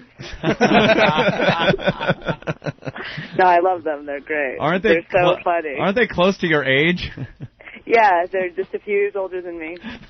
Years older than me. That's funny. Bonnie's very funny. Yeah, Bonnie brings the funny into this relationship. He's learning. All right, thank you, Bonnie. Congratulations to you guys. Thank you, guys. Here's Rich again. All right. Hello? We love her. She's very funny, Rich. Isn't she? Yeah. It's funny. And now when's the date? Oh, we haven't thought about that yet. No, huh? And No, I don't know. When do you do it? I mean, it'll definitely be on a Sunday, because this way comics, won't be working. And who's going to be the best man? Norton. Well, Norton's going to be maid of honor. He can play both. Wear something low cut with a wonder bra. Nice cleavage. Norton will be best man. I'll get Patrice to bartend. Of course. If you say you want Anthony and I to DJ, I'll freaking punch you in the face. There you go, DJ. Because that's what I get every time someone gets married in my family. Hey, Ope, you can be the DJ. I won't make you guys sit in the Heard it a balcony million on times. Hey, how about we hire you to be the DJ? All right, I get it. Shut up. Yeah, so, we got a lot of planning to do with that because she lives in L.A., I live here. Yeah. Her family's from Canada. I don't know what to, we don't know All right, yet. who's moving where now? You got to live together, right? We're going to keep two places. Oh, look at you. Two places, but where are you going to predominantly live? In Jersey. I'm not going to leave my kids. Oh, boy, I'm sure she loves that, having some guy that the top priority isn't her, it's the kids. Well, some guy last night when we were working the other night, Monday, Valentine's Day, he comes on stage and he asks, the girl to marry him, right? Yeah. Which is, I would never do that. So he sits down, I go, how long have you been going out with her? He said 2 months, right? And he has 3 kids. So he's going through a divorce and she's just, gaining weight, and codependent. And it was so creepy, but me and her had been going out a while, and we get along great. I don't know why I told that other boring story. I thought I'd be able to make a connection, but I couldn't. Yeah, it didn't quite work. It didn't quite work. That's okay. We didn't want too much funny with, Bonnie really did a good job. She was making us laugh, and we didn't want to laugh too much. That's why she put you back on the phone so quickly, I guess, with that great story. Hey, dude, I've never been a best man. I'm nervous. I don't want to screw that up. What, being best man? Yeah. How are you going to screw it up? You just, you hold on to the ring. Keep it, in your bra or something. And try not to during the toast. Try not to tell the jerk off story about the loser gets to fuck her story. Yeah. And I'm trying to come, and he smells cat shit in the bathroom, and he's going. A horrified guest looking on. Jimmy does the worst toast ever. I don't have any nice stories about Voss. Rich and I have done a lot of gigs together, and he's funny. Cheers. Best of luck. All right, well, listen, we got to get on a plane. All right. Congratulations to you guys. Come in and see us soon, all right? All right, thanks a lot. All right, there he goes, Rich Voss. See you, sweetie. Going back to newly engaged. California, looks like. Rich Voss. That's going to be a problem where they live, I think. She's like California, right? Yeah. Yeah. And she would never move back here? I don't know. I think they'll find a way because they're both used to it, to travel and stuff. She's a comic, he's a comic, so it's not foreign to her or him to have to travel and fly all the time to see each other. Yeah, they don't see each other much, it seems. Every time you talk to Rich, she's flying in from somewhere. Nah, they're in love, though, man. Voss was telling me all about her on the golf course a year ago. Yeah. He was telling me I'm going to marry this one, so. Before or after he made out with the old broad? Oh,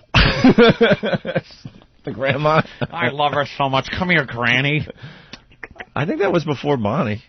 Yeah? Yeah, it was. No, it was before He's actually Bonnie. been faithful to Bonnie, and they're not listening right now. He doesn't have an XM portable. Yeah. He has been totally faithful to her. He really is in love. It makes me sick. He's Wow. really happy. Nothing wrong with that. Took you out of the mix, though, right? You two were like bosom buddies. I was riding his. Every time he'd get laid, I'd get to jack off and watch. You know how awful this is for me?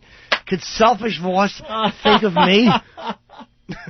Ah, that bastard. I'm lonely. All right, why don't we take a quick break, Anthony? We'll continue. Uh-huh. In honor of Rich and Bonnie. Yeah. Getting married. Yeah. We'll play this. You're getting married. No. Here's Anthony from the Opie and Anthony Show to help you plan the perfect wedding. I'm talking to you. Are you listening? First, you must carefully choose a wedding ring for your gal. I went into one of those jewelry stores in Penn Station, and I think I spent $300 on it. Right. Well, you should also make sure your betrothed gets along with your dear, sweet mother. Your son is a scumbag. Maybe not. Your wedding night, on the other hand, should be a magical one. I believe I laid there looking at the ceiling with tears of regret and sorrow rolling down the sides of my face. Just follow these simple steps and you'll have the perfect wedding. Just like... I got nothing. I was shocked. I was horrified. I was broke. Hopeless. What did I get myself into? It only took 9.5 years for me to leave. Never marry a wife. I was a broken, beaten man. And I had been married for 6 hours. What is this? All right, what's the problem? Oh, boy. What's the problem? What's the problem? The Emperor is not happy with his coffee. Oh, no. Are we going to have to break into... Jim Norton. Coffee Diva. Look at that cup. What brand is on that cup? I don't know. It doesn't taste good. I don't like it. Where do we get our coffee every day? I like Starbucks. And I don't like supporting the savages that run most of these delis. You're insane. Yup. You betcha. You might be right. Yeah. Watch this. You want to taste this? Wow, that's really nice. Throw it against the wall. I'm not Diva. I'm a diva. I want Starbucks coffee. You betcha. Jim Norton. Coffee Diva. I know Starbucks is a big world order type of thing. At least they're not funding terrorism. God forbid they should put a few radio stations anywhere between here and Salt Lake City, for God's sake. You hit your scan button. It's like playing roulette without the ball. It just spins and spins. Get a choice of static or National Public Radio. Let me flip a fucking coin. Oh. You're now listening to National Public Radio.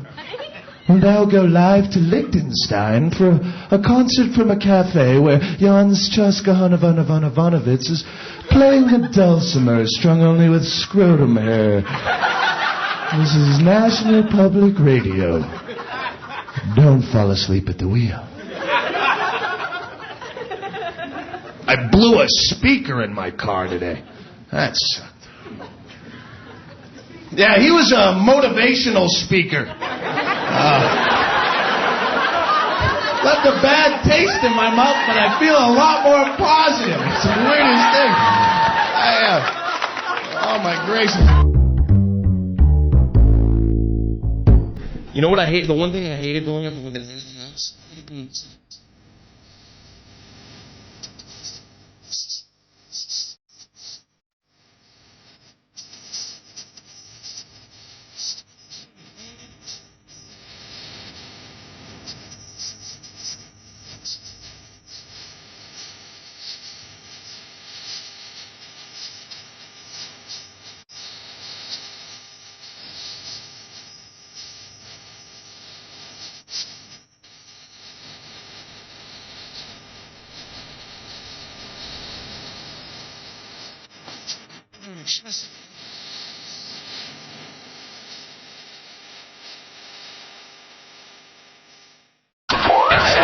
show, too. The Opie and Anthony Show.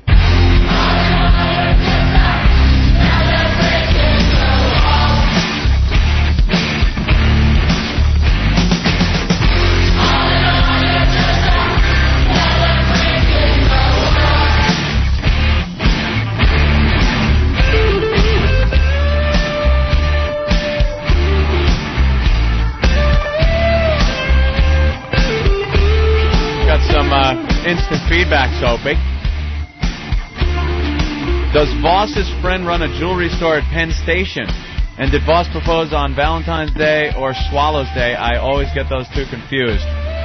Very funny, little inside joke.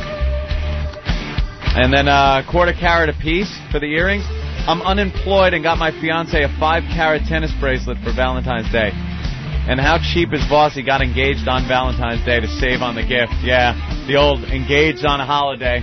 Christmas, Valentine's Day, birthday. Very thrifty. Carol from Wisconsin. Voss has the romantic charm of Robert Blake. And JG from Jersey. Voss owes his friend $2,000 for the engagement ring, and he's dodging them. I'm sure they'll be very happy. I can't imagine getting married a second time. Can't even fathom it. And you're having to shovel over more cash if something doesn't work out like that? Yeah, but you're in a good relationship now. That's exactly it. Might be time. I'm in a fine relationship. A little prenup action. Great relationship. Fantastic, and I am not ruining it with wedding vows. Stupidly. Yeah, this is great. You know what we really need? A legal binding contract to say that it's great. To say how much in love we are. That's it. Have some guy draw up a contract that we can sign that'll hold somebody legally, financially binding if this thing falls apart. Yeah, that's a great idea. Marriage. Stop it. Never again. Tattoo that on my arm, too. Never again. I'm thinking maybe someday. Nope. It ain't gonna happen. I'm thinking maybe someday. Really? Yeah, why not? Ain't gonna happen. Give it a shot. I'm not getting married. Why? Because I want to have kids. You can still do that. It doesn't make Oh, a mule you? anymore. Yeah, I'm thinking someday, maybe. Talk about Tony Randall. I don't think you would actually get married for quite a while. Really? Yeah. Like, you like the whole, I think you like the whole idea of it. I know you want to have kids and stuff like that, but I don't know. It just doesn't seem, it seems like you're the kind of guy that would just keep putting it off, keep putting it off, keep putting it off until you're like, I think I want to get married. I'm thinking someday. You think after the whole radio thing? I don't know. So if you don't have to deal with this crap anymore? I mean, I was in a long-term relationship, and that broke up, so. But I'm thinking someday. Yeah. Someday I might have another shot at it. Sure, why Another not? shot? Another shot? Keith Robinson's here? What is he listening to? His music. What is that? What was that old TV show where they had the big headphones on? Tattletales or... Tattletales. No, what was it? It was Tattletales. It was Tattletales? Yeah, it looks like celebrities that would sit at the their little. There were three of them, three little podium things they would sit at, and then there was a TV screen where their wife would be on in a soundproof room, and they'd be wearing the big goofy headphones so they couldn't hear the questions. Yeah. Wasn't that what was the marriage one, right? Yeah. That was it? No, it wasn't the Newlywed Game. It was called Tattletales. It was Tattletales with Bert Convey. And they would show they'd show the spouses all listening to music while they talked to their significant other. It was always Steve Garvey and his wife and Bill Shatner and his scuba needing wife. Did they show her with the headphones on or a mask and snorkel? That would have been great. Have her on the TV. Oh, blah, blah, blah, blah. Shut up on it. If your wife is at the bottom of the pool, do you call 911 immediately or mow the lawn and then call the ambulance? Bill Shatner. Your answer. Let's clean up this wedding talk before we move on to the gates again. Jim in Illinois, what's up? Hey, this is for Jimmy. Yeah.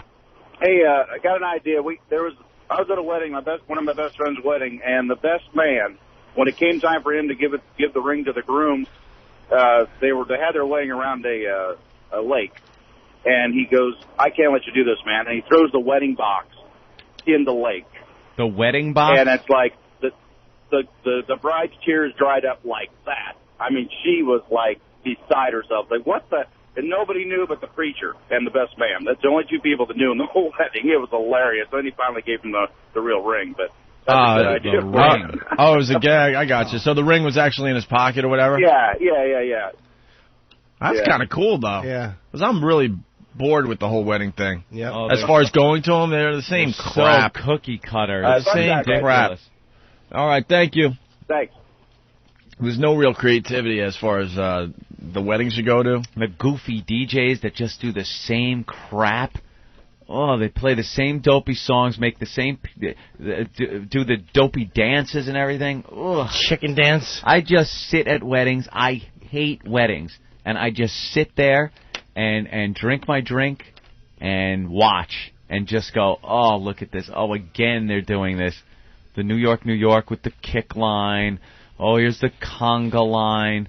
Yeah, they bring out props, some of these DJs, the inflatable saxophone, and they'll play a song, and the inflatable guitar, and the whole bridegroom or the wedding party gets out there and jams with the... Enough already. God, stop it. Nothing original going on with those things. I'll tell you the most fun I have at a wedding is just to watch the old people dancing and having fun, just hoping one of them dies on the dance floor. All you see is them, they make some kind of a face, and then they just go head first into the cake and spoil it for everyone. Your wedding is forever marred by the death of that selfish loved one. Your anniversary is just ruined. Yeah, you got to go to the grave with flowers and then kiss your wife on the cheek. That's what you deserve, stupid. You're making a good point, though, because every wedding I go to, you see the older gentlemen hitting the dance floor with their, quote, young bride. A little too vigorously. And they're a little too vigorous, yeah, and you're hoping the DJ's going to slow down the music because you see his face getting red and breathing a little heavy. You're like, uh-oh, is this the wedding that it finally turns tragic? You're going to ruin this wedding for everybody. Yeah, just some uncle or grandparent that would just, like they'd all be trying to have fun and the paramedics have to come in. Oh God. How perfect would that be? Let's say hi to CJ in Florida. CJ. What's up, boys? Good morning. Good morning. Hi, CJ. Morning. Good morning, Cupcake. How are you? I'm good, CJ. Jimmy, as the best man, I wanted to know if you had any terrific plans for the bachelor party there. Oh, that's right. That is the best man's responsibility, Jimmy. You got to plan the bachelor party. Well, I guess I could find some transgendered friends. That's the type of bachelor party I throw Voss. Oh, God. He probably, Voss, I know Voss. He's not big on strip clubs or lap dances. Rich is a weird guy. He would be happy just to go out to eat with a bunch of friends. You would want to go play golf. Yeah, or something like that. He'd want to do something awful, which is fine. Yeah. I don't want to do anything dirty. Yeah. It'd be a boring bachelor party, probably. Just a bunch of us eating. Eating and maybe playing golf or something. We'd sit in the smoking section because Voss smokes. Those sex-type bachelor parties are the worst. I went to a couple of these things that were at people's houses and stuff, and the hooker arrives with the big, like, Dago WAP guy that's got to protect her. Driver. Yeah, hey, don't touch the girl, don't do the, unless there's enough money going around. And then guys will go in the room and get the head, and they have wives or girlfriends, and it's just it's not even a fun scene to be in. It's just like... It's like creepy dirty. It's creepy. It's these little secrets going on. The girls are just skanky. Like, really. You're talking skanky. It's Long Island hookers, that come to these Long Island bachelor parties. Awful girls. One did a pretty good dildo act, though, once. It was... She was using this dildo. It was called I remember it was called the Anal Destroyer. Dude, it was the biggest dildo I've ever seen in my life. It looked like one of those shells you load into a howitzer. It was like that big around. Hence the Anal Destroyer name. Destroyer. Not intruder. The Anal Destroyer. It was, not the interrupter or the slight damager. Destroyer. You open the box, her uncle jumps out.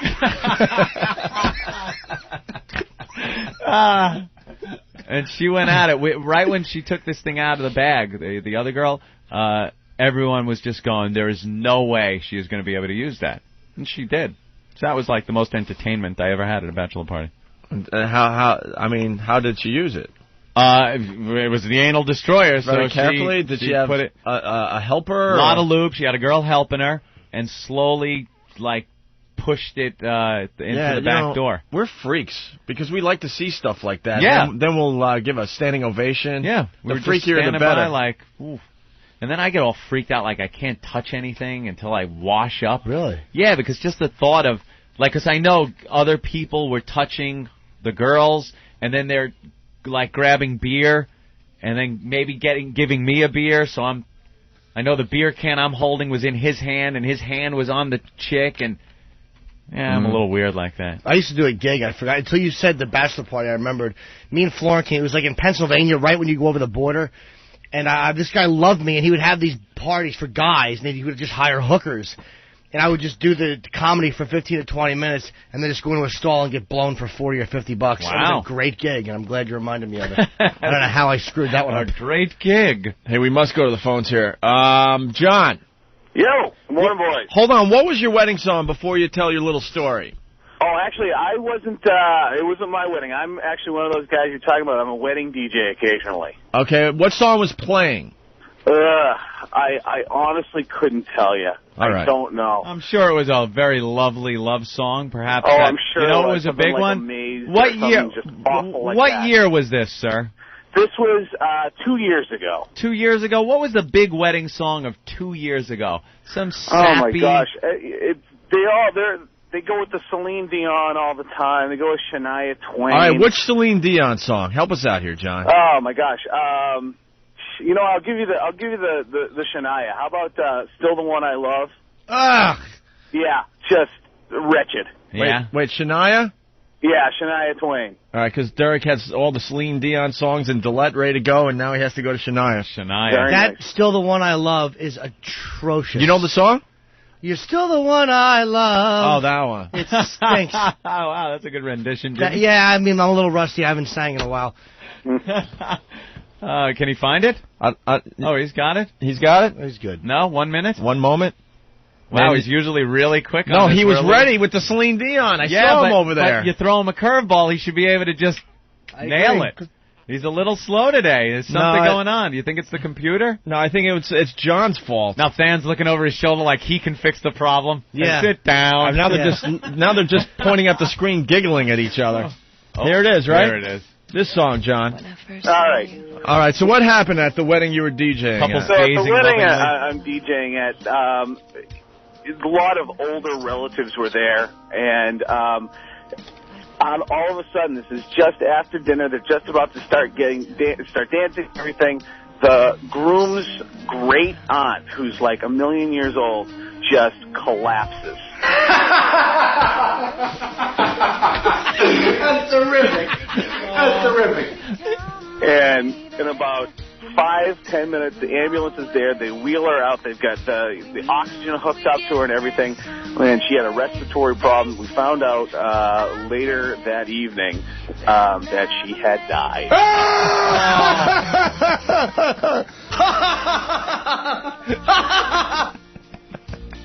Oh, that will ruin the wedding forever.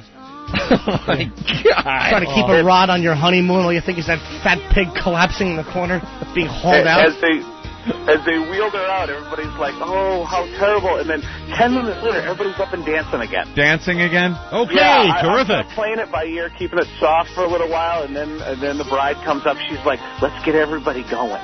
Oh, she didn't care. It wasn't part of her family, right? Even the wedding pictures are ruined because even though the woman isn't in them, you could kind of see off to the side the glare of the ambulance red light in the lens.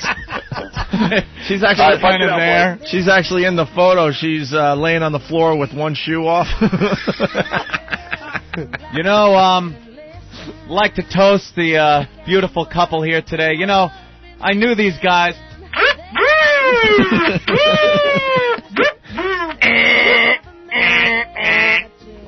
You got that, right? And, you know, let's all raise our glass. Where am I? Wedding in London?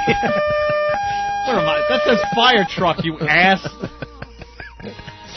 Damn limeys. Damn limey wedding. And I just wish them all the best. As a horse rides through the reception. Why don't I just... I would like to propose an No, ass. that's what's going to be heard when Norton's doing his speech for 5. Someone said his speech is going to be, one time me and Rich hung out and saw this girl, and I said, Rich, she's hot. And he went, yeah. All right, let's take another one. Jay in Jersey, what song was playing before you tell the story? Honestly, boys, it was actually in the church, which kind of made it even much worse. Oh. All right, hold on. Do we have any church music? Church organ music? I used to have that... Ave Maria, they play that too in the church. Ave Maria. I had that Gregorian chant CD. Maybe Really? I'll do this maybe. Let's see. Yeah? Yeah, okay. Is there any real one, though? Yeah, I got a good one. Yeah? Give it a try.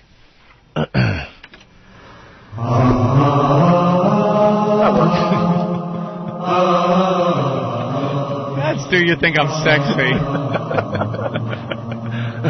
That's not serious. Waiting for suggestions. He's so nervous, avoiding all the questions. His lips are dry, her heart is gently pounding. Don't you just know exactly what they're thinking?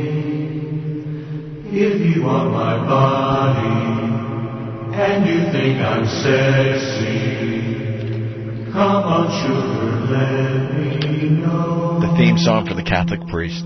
This Father Shanley's music. Jesus. Derek, you have something better than that? Maybe? All right, he's working on it. He's Look at grabbing it. something like for you, mission buddy. control in there, isn't it? Isn't that great? All right, well, Jay? Yo. Jay from Jersey, why don't you tell your little story? No problem, boys. I'm a medic in the city, and a couple years ago in Queens, we get called to a church. During the wedding ceremony, while the bride and groom were up on the altar, the bride's father collapsed and died. We get there, start working him up, and the bride starts yelling at her father, please, you have to survive, because you have to see Jimmy Norton at the Houston Improv. So 24th to 26th, for all information, www.eatable.com. What an ass! That is great. I hate you all. That was a good one. You have to survive. I You hate- have to see Jimmy Norton. I hate Norton and all his Oh, friends. damn, that is a good one. He got me. I get gotten every day with that. So did I, believe it. Can we make a rule that we only do like 10 a day, please? Oh, that was perfect. That was perfect. You got to give it to All her. right. But it's so weird that she would say that to her dad. I mean, I guess that was important to him. I know. People handle stress and sadness in their own way, and her to blurt out, your plug. Yeah, I'm at the Houston Improv. I mean, but I guess that was what she wanted her father to live for. Right. All right, why don't we say hi to Derek? Derek? Hello? Derek. Hey, what's going on? Hi, man. What song was... Hold on. Hold on. Jesus. Oh, he held on and left. All right. Where'd you go, sweetie? Tom from Long Island. What's up, Tom? Hey, what's going on, guys? Great to have you back. Oh, thanks, Tom. I'm at a wedding in Rocky Point, I don't know, about 8 years ago. And what during song the was reception- playing? Hold on, what song was playing? It's a lot better when the music's Oh, God, this is 8 years ago, man. I don't know, hit me with your best shot. 8 years? This was a long time ago. 8 years. We What can almost years? figure that out. It's What like year is that? 1997-ish. 97? Trying to think Yeah, of... probably around there. Hit me with your best shot. All right, so No, it's Jose maybe- Canseco's wedding? Maybe maybe that Bryan Adams song? Which Bryan Adams? That's older than that, but people were still Bryan using it. Adams? Yeah, that was Everything I Do. Heaven's You know what, a that big might one. have been their I wedding Do song. for Love. All right, let's try... Everything I do it I for do it you. Yeah, one of those. All right, here it is. That's Okay. a good song. Thank you, Big Wow, wedding Derek song. was quick on that one. Go ahead, Tom. All right, so we're in the reception, and one of the bridesmaids gets in a fight with her husband. He punches her dead in the face. The videographer catches the whole thing. The guy freaks out, smashes the camera, beats up the videographer, and is taken out of the wedding in handcuffs. Sonny Corleone. That's terrific. That's terrific. God damn, bridesmaids don't respect nothing. Wow, a fight at the wedding. That says Long Island. My friend was actually... Watch out, guys. My friend Barry did videos for a living. I remember years ago hearing this. And he said he was videotaping in the church, and the best man and groom had a fist fight actually in this ceremony in the church. Yeah. It's many years ago, but I remember hearing that, and he probably saw a lot of those great things. Later on at the reception, I heard, because I know that wedding you're talking about, I heard that what happened was the groom told everyone to flip their plates over, right? And on the bottom was a photograph of the best man and the bride having sex. Oh, because the but one it I really heard, happened. The one I heard, there was a picture of some guy who took a picture of his Levitra heart-on and showed all his friends. That's what I'm going to put under the plates at Voss's wedding, his Levitra heart-on photo. Oh, my God, you should do that. You should do that. If he didn't have kids, I would really be very happy to do that. But no, the thing is actually a true story. It's not an urban legend. My friend actually shot that, Yeah, we tried to do this a long time ago. Thanks, Eric. Hit the floor and then the elevator. Thanks for reminding us. I heard they were on their honeymoon also, and tragic. Their hotel room got robbed, and they stole every bit of their possessions except, they left their camera and their toothbrushes, which they found was a little odd, but at least that was a couple of things that they had still. They went back home, sent the film off to be delivered, and went about their life. And then when they got the pictures back, they were going through the pictures, and what did they see? The guys that robbed them with their toothbrushes, pictures of them, the guys that robbed them with their toothbrushes shoved in their asses. So they'd been brushing their teeth with the toothbrushes that the guys had put in their ass. See, that's not an urban legend. That happened to me, and it was my own toothbrush in my own ass. Oh, what? Yeah. You just snapped a few off? Yeah, but I did it on purpose. I wasn't even pretending I was robbed. You know, it was odd. There was another picture, because they had gone into the bathroom. It was Bob Kelly fucking the sink in their hotel room. Let's say hi to Anthony on Long Island. Anthony. How you doing? Good. What was the song playing? I believe it was Fly Me to the Moon by Frank Sinatra. Seriously? Fly me to the moon. All right, hold That's on. it. Yeah. Hold on. Give Derek a couple seconds here. All right. Oh, wow. Derek, Jesus. Calm down. Gets the chairman of the board on there real quick. Nice. Go ahead, Anthony. Tell your little story. All right, I worked EMS in the city, in New York City, and I was at a wedding where pretty much everybody knew me. During the cocktail hour, that song was playing. One of the cocktail waitresses has grand mal seizure, lands on top of the table, food goes all over the place, and across the room you hear, Anthony, screaming for me. I'm running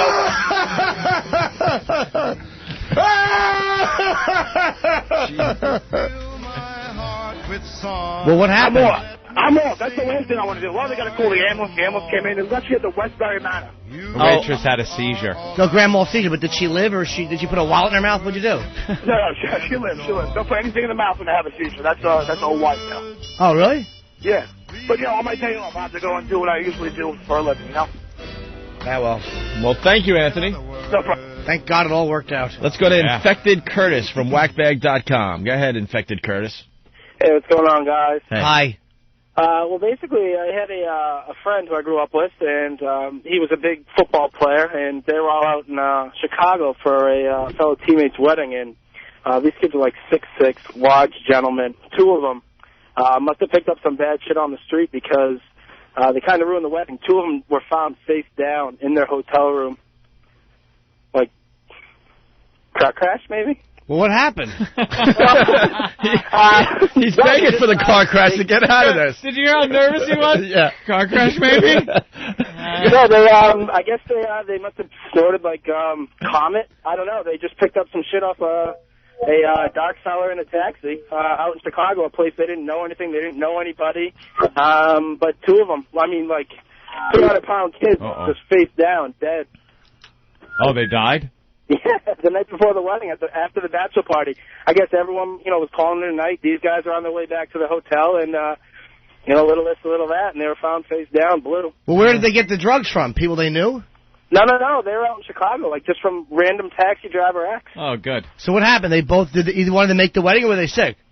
No, neither one of them made the wedding because they both died.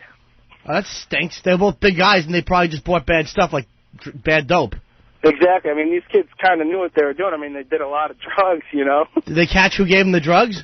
No, nothing ever happened about it.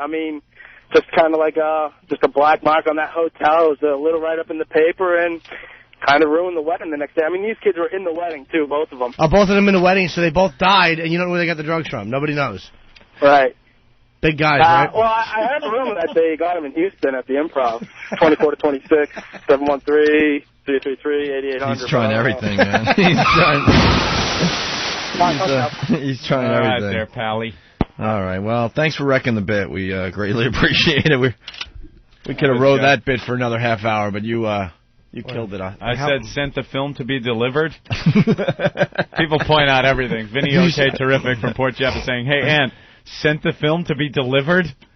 I meant developed. I'm sorry. That's just a little I'm sorry, Vinny. slip of the tongue. Little slip of the tongue. All right. A little Stephen Lynch as we go to break.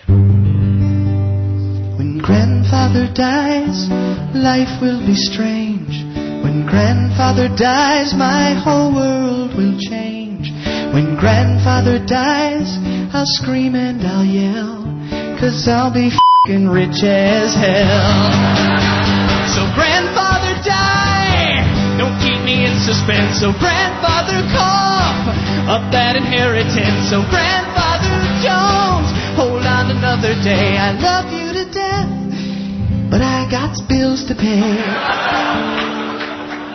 A stroke would be nice, disease would be cool. I'll scatter his ashes in my new swimming pool. I'll party with Hef, I'll dine with the Queen. So what say we unplug that machine? Oh, grandfather, die before the fiscal year. Oh, grandfather, I wish Kevorkian were here. Oh, grandfather, fly, just take your final bow. Oh, grandfather, die, family hates you anyhow. For God's sakes, you must be as old as the sun. Your social security number is 1.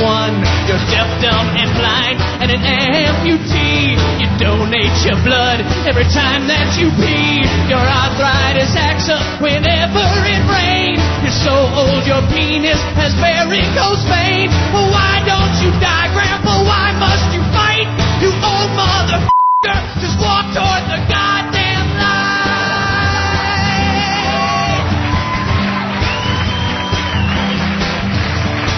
Walk toward the light, old man.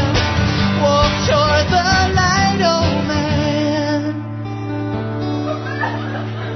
It's all over now. My granddad is dead. A mysterious blow to his wrinkled old head. Before I collect a small oversight, but everything should work out alright. I'll start working on my grandma tonight.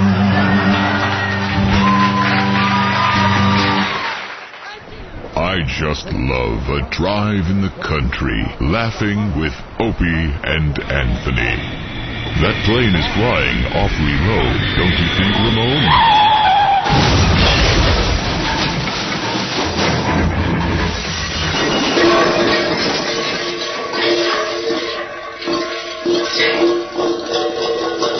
Ramon, call 911.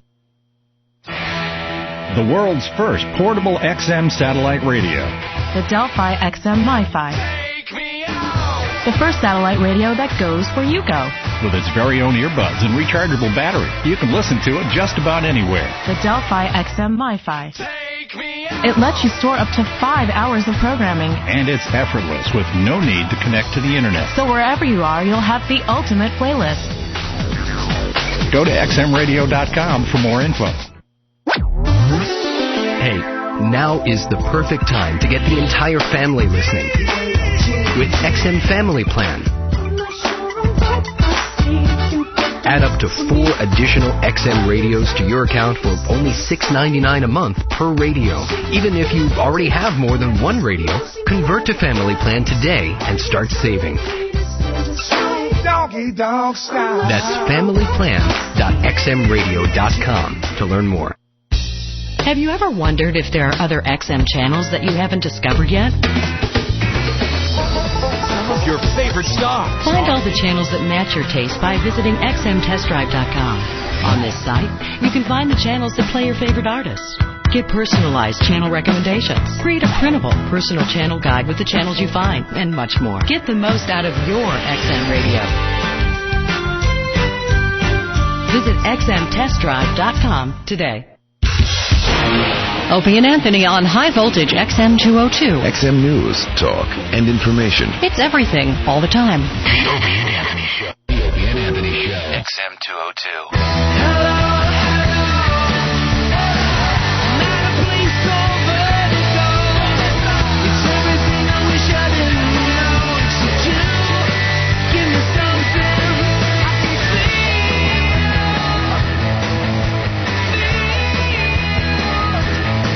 We're back with the Opie and Anthony program. We got to get Keith Robinson in here, man. Yeah.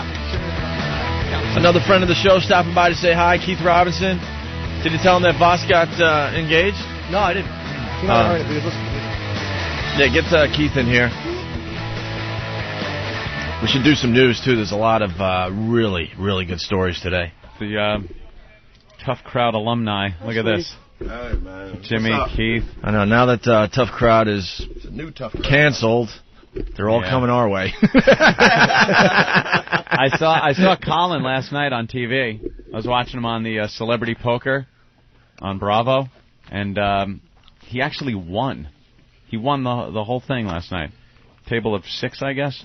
And he was playing some of the worst poker I've ever seen anyone play. The guy would not lay down a hand. He would not fold for nothing. He was playing like 8-3 offsuit against, ace-king, and he would win. The flop would come out and give him 2 pair. And he's betting like a madman on the crappiest hands, and the last card flips over, and it's one of his goddamn cards. And he just kept eliminating people left and right, playing like a complete idiot. And he wins the whole thing. And no one, they said they couldn't figure out what he was doing, if he was bluffing or not. They said because he always just has this miserable look on his face. And they couldn't tell if he had a good hand, a bad hand, because he's just always, he's got that face like he's smelling something bad constantly. Yeah. And then, and he's the only one. I've been watching that show for a while. And everybody, all these celebrities that show up there, they must tell them, yeah, well, there's going to be a camera on your hands because, you're looking at your cards. And everyone's perfectly manicured. They got these beautiful nails. Colin picks up his cards once. The camera goes right on his fingers. I swear to God, the homeless guy that I pass every morning, his hand wrapped around his gin bottle had better nails on it than Colin's last night. Cuticles all ripped up, dirt under his fingernails. They were all chipped up. What the hell's that Irishman doing? He's finished. That's what he's doing. After Tough Crowd, he had to get a gig loading ships at the dock. Yeah. This goddamn guy is a mess. He is a mess. He'll be fighting Screech in celebrity boxing next. Oh, man. He is finished. God damn. He had a great run.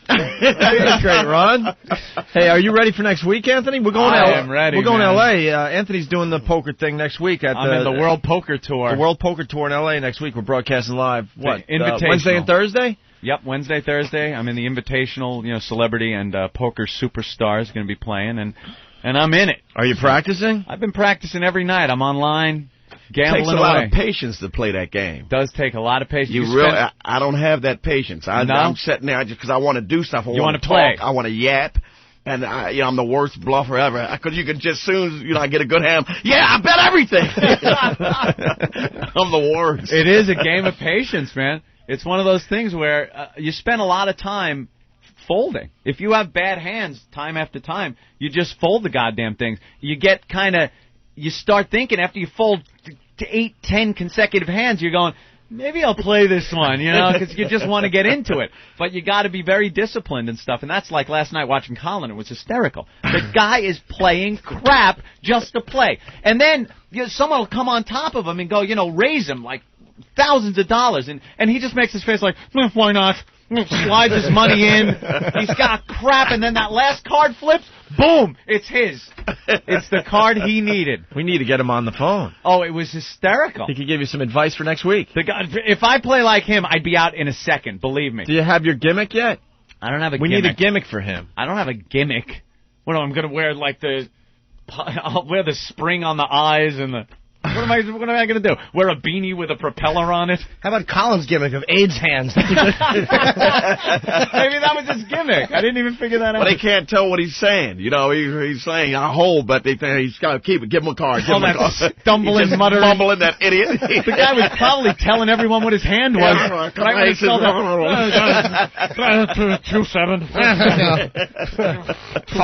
Fold. They thought he just hold. I guess I'll play, you know.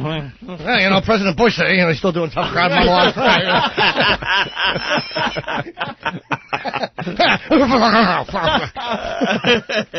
I'm staying here, stupid. What? I love him. But he won the whole thing. But I'm very. I think my strategy is going to be really sit back and really wait for the good hands. That seems to work. I've been playing in a lot of the table games online, not the cash games either, like the ones where you pay a fee to get in, get the chips that aren't real money. It's just chips, and then you see how long you last. And I made it. I won quite a few, and I'm in the money most of the time. Well, there's professional poker players. How do you know? Like, if you enter a room, can you figure out who the professional is? Like, you walk in. The guy with the big stack of chips in front of him. I don't know if these sons of bitches are like fucking Kreskin. They know exactly what you're doing. These guys will know if you're trying to put one over on them. They'll know if you have a good hand, and they fold out of nowhere. I've seen guys like last night.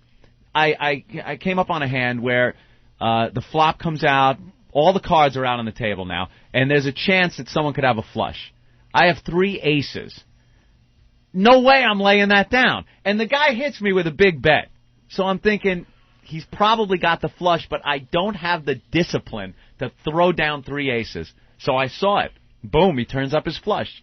I'm out, you know. I blew it. But these guys know. They can sense this shit, that flush is there.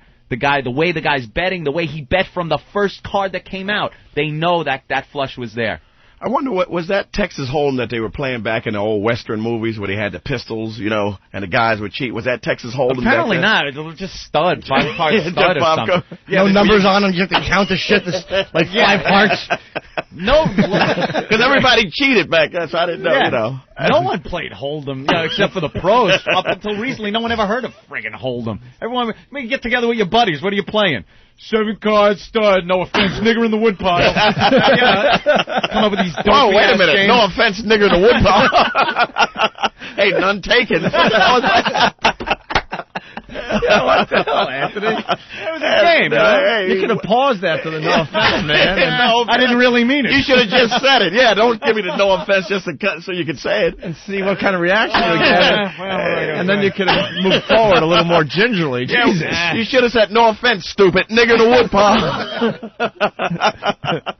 I'll just slip this one right back. You play your dopey games with your friends, but no one ever heard us to hold them up until all this crap on TV. Since it's been on TV, Fat Bob Kelly is trying to start these gambling tournaments. Oh, is he? Because he's such an empty addict. He has what nothing. an idiot. And he wants to invite couples over for meals. What a lonely jackass. Couples over for meals? Yeah, he wanted, hey, I get another couple to come over. So he's trying to fill up his stupid empty life, that fat idiot. That poor bastard. He really, he annoys me. Sorry, sink fucking son of a bitch. I'm gonna see prostitutes for the rest of my damn life. That's what I'm going to do. I'm never going to stop seeing prostitutes. I'm going to be happy. I send a prostitute chocolates and flowers for Valentine's Day. I love them. They're the only women I ever will love. And he seems to have a problem with that. He has a problem. He wants to stop all, because he thinks his karma is bad. That's all he's doing anything for, that idiot. He seems to be very spiritual. But that's not going to help your career, Bob. It's not going to help, stupid. I was under the impression it was just another schlep comic that didn't care how many hookers they screw. No. But this guy really had this problem. He came in here and talked about how he wants to get his life together, get a girlfriend, be in a real relationship, but he's got these demons that he can't seem to get out of his mind. We all have them, and they don't go away, stupid. They don't just go away with the proper eating diet. He thinks if he eats right, his whore fetish will go away. I have more respect for the guys that embrace it, understand what it is, and just live with it. I embrace it. I borrow money from women just to buy a prostitute. He really is filth. You guys are all from the same mold. It's just amazing. I know. They're just Keith Robinson, Jim Norton, Bob Kelly, Rich Voss. We got some news about Rich Voss. Have you heard yet? That idiot. You heard? I want to see her try to find a ring for that small fingers on his hand. Little baby hand. Voss called in to tell us that he got engaged. Oh, what a Valentine's Day, even though he's claiming it wasn't Valentine's Day because it was 2 in the morning. Oh, he got that Valentine's Day. 2 a.m. at a Best Western after eating at a diner. At a diner? No joke. He ate at a diner, then went to a Best Western, and then proposed at 2 in the morning. Yeah, at a Best Western hotel. Yeah, because they had to fly the next morning. So he picked Bonnie up at the airport. They went to a diner and then the Best Western. Oh. So it was like an airport hotel, basically, right? Yeah, fucking Ted Bundy proposes. Best Western. One of those bad wood paneled rooms. It was actually the place where Henry Lee Lucas committed that last murder. He had a suitcase with a cadaver in it. Room next door to pilots banging some stewardess, and there's Voss proposing. And it's going to make me happy when she takes all his little last comic stand money, because she can use that as an excuse for the proposal to her at a Best Western when she dumps his dumb ass. Two-time loser Voss will be really sad to be around. Really sad. My ex-wife. My ex-wife left me. I don't know why. She said something about a Best Western. Best Western. That's his honeymoon. The Best Western suite. Hop into their twin beds when they're done. And right in front of her, he's bragging that he got a good deal on the ring. Yeah. He's just a mess. Really busting apart those Jewish stereotypes. Yeah, I got a bargain on the ring. His friend was going to get married. Voss's friend was going to get married, and Voss actually bought the ring from this guy because it didn't work out. Get out! That's where he got the ring. That's why he said the ring box had chips in it, because the guy he got it from was going to get married, and I guess decided not to. And threw it on the floor. Threw it on the pavement. That's not like a bad sign. Or maybe the girl threw it down on the pavement after this guy gave it to her. Voss is the kind of Jew that in 1941 would have actually took gold fillings out of other people's teeth and made a ring out of it. He really is scum. Never again will we waste so much gold. Got in a box of chocolates from the local drugstore. Yeah. Tried to hide the ring in one of them. Idiot. Yeah, the little box of chocolates and the red heart from the pharmacy. That last-ditch effort when you forgot on your way home that it was Valentine's Day. What's that awful brand? Brax. Brax chocolate. Brax chocolate. The awful stale chocolates in there. Yeah, that really says I love you. He's a fool. He is a fool. I hope no one shows up at his wedding. None of his friends. We all just tell him we're too busy. Can't make it. I got gigs. What are you going to do? He said he's doing it on a Sunday, so the comedians... I know I'm going to have one of the highest paid gigs ever, and I'm going to have to cancel. To be best. Of course you are. I'm going to be very resentful and not really into it. You get married in L.A. or Jersey? Probably L.A. Come on. Yeah, he'll do it. L.A. He'll do an L.A. wedding so he can tell everyone. Because he thinks he'll get all the celebrities to go there. The stars will come. Since he's doing the Oscars, he thinks, somebody will stop through Denzel and some of his stars. new friends. Dat Fan and Fatty. Ralphie May will just be sitting there at a table with no one but himself, eating without utensils. It really is going to be an awful wedding. Jay Moore will be throwing up something that smells like Vicks Vapor Rub in the corner. Oh, Voss is finished. Jay's in the paper today. For what? What did Jay Moore do, Anthony? Yeah, that's a cute little story. The headline is Granny Heckler. Jay Moore's raunchy comedy almost raised an extra $25,000 for charity on Saturday, when an outraged grandmother offered to pay that much if Moore would just shut his dirty mouth. At a Minneapolis fundraiser for kids with Duchenne muscular dystrophy, the Last Comic Standing star joked about how well endowed he was and how he wanted to bag the female auctioneer. The fed-up granny finally had enough and shouted to Moore that she'd donate $25,000 if he'd shut up. He didn't stop and thanked Grandma before he left the stage. That's the whole story. Is he well endowed? I'm trying to remember when he was banging that black hooker. Hooker, yeah. In the next room. Was he? Allegedly? The black hooker chocolate. Chocolate. 7.5 I've heard, Jay, about 7.5. 7.5? Yeah, I guess that would be I'm about impressed right. with that. Keith is, and I he's doubt laughing. he is. Yeah, he laughs at 7.5. 7.5. No, you can't do that.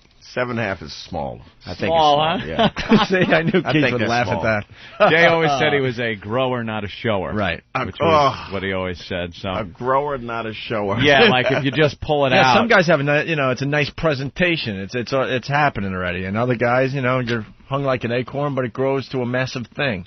I remember years ago, Florentine and Wildwood used to pull trains with Keith.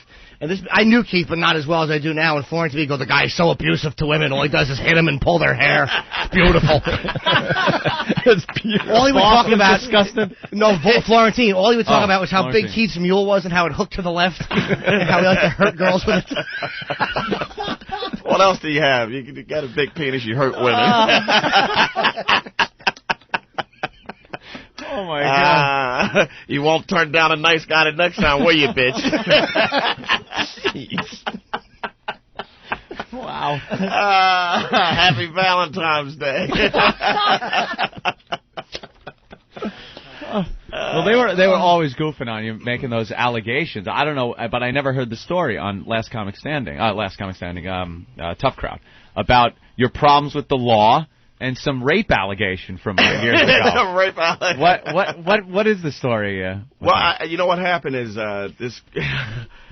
this girl, we're in the bed, and I'm pleading like a son of a bitch, because we're naked in the bed. You're naked in bed? Yes, butt naked, and she was just like, I'm like, come on, let's do something, please, And she's like, okay, I'll let you do something. How'd you get her naked in bed if she was not into doing anything? This is how psychotic some women are. Women are out of their damn mind. And she's like, okay, put it halfway in, no pumping. Oh, my Are God. you So kidding? I could just go halfway in and then stop. Just like that. She was torturing you. She was and of course I pumped. I pumped like no other man. Of course. You can't even help that. You gotta pump. You can't help that. I was off to the races, man. It's like, you could go to jail for this. You know this is rape. I'm like, how is it rape? How the hell is that? How is it rape? That it's cannot been be rape. 7 other times of being accused of rape. I don't know. Put it in and don't pump. No pumping. That's a true Fantastic. story. Do not pump. Halfway in, no pumping whatsoever. And you pumped. And of course I pumped. Of course Why you wouldn't did. I not pump? And then what I happened? pumped and I tugged her hair the way I usually do.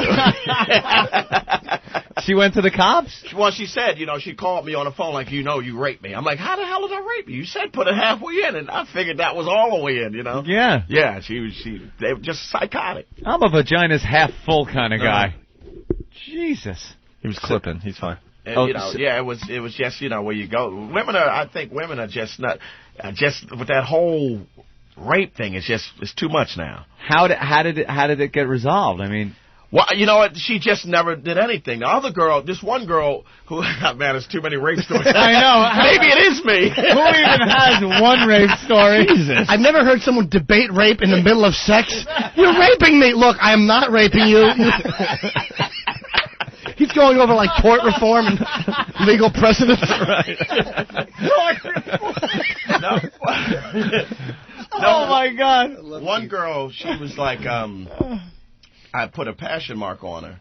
A passion mark? Yes. And her boyfriend said... A hickey. Yeah, hickey. That right. we call a passion mark, according to what neighborhood you're from. I gotcha. And she told her boyfriend seen it, and she called the cops. Uh-huh. And she had to tell him that she had been assaulted by me, Oh, boy. So I go over there. My dumb ass go over to the store the next day looking for more, like, hey, I gave her a good time. I'm going to go back and see her the next day.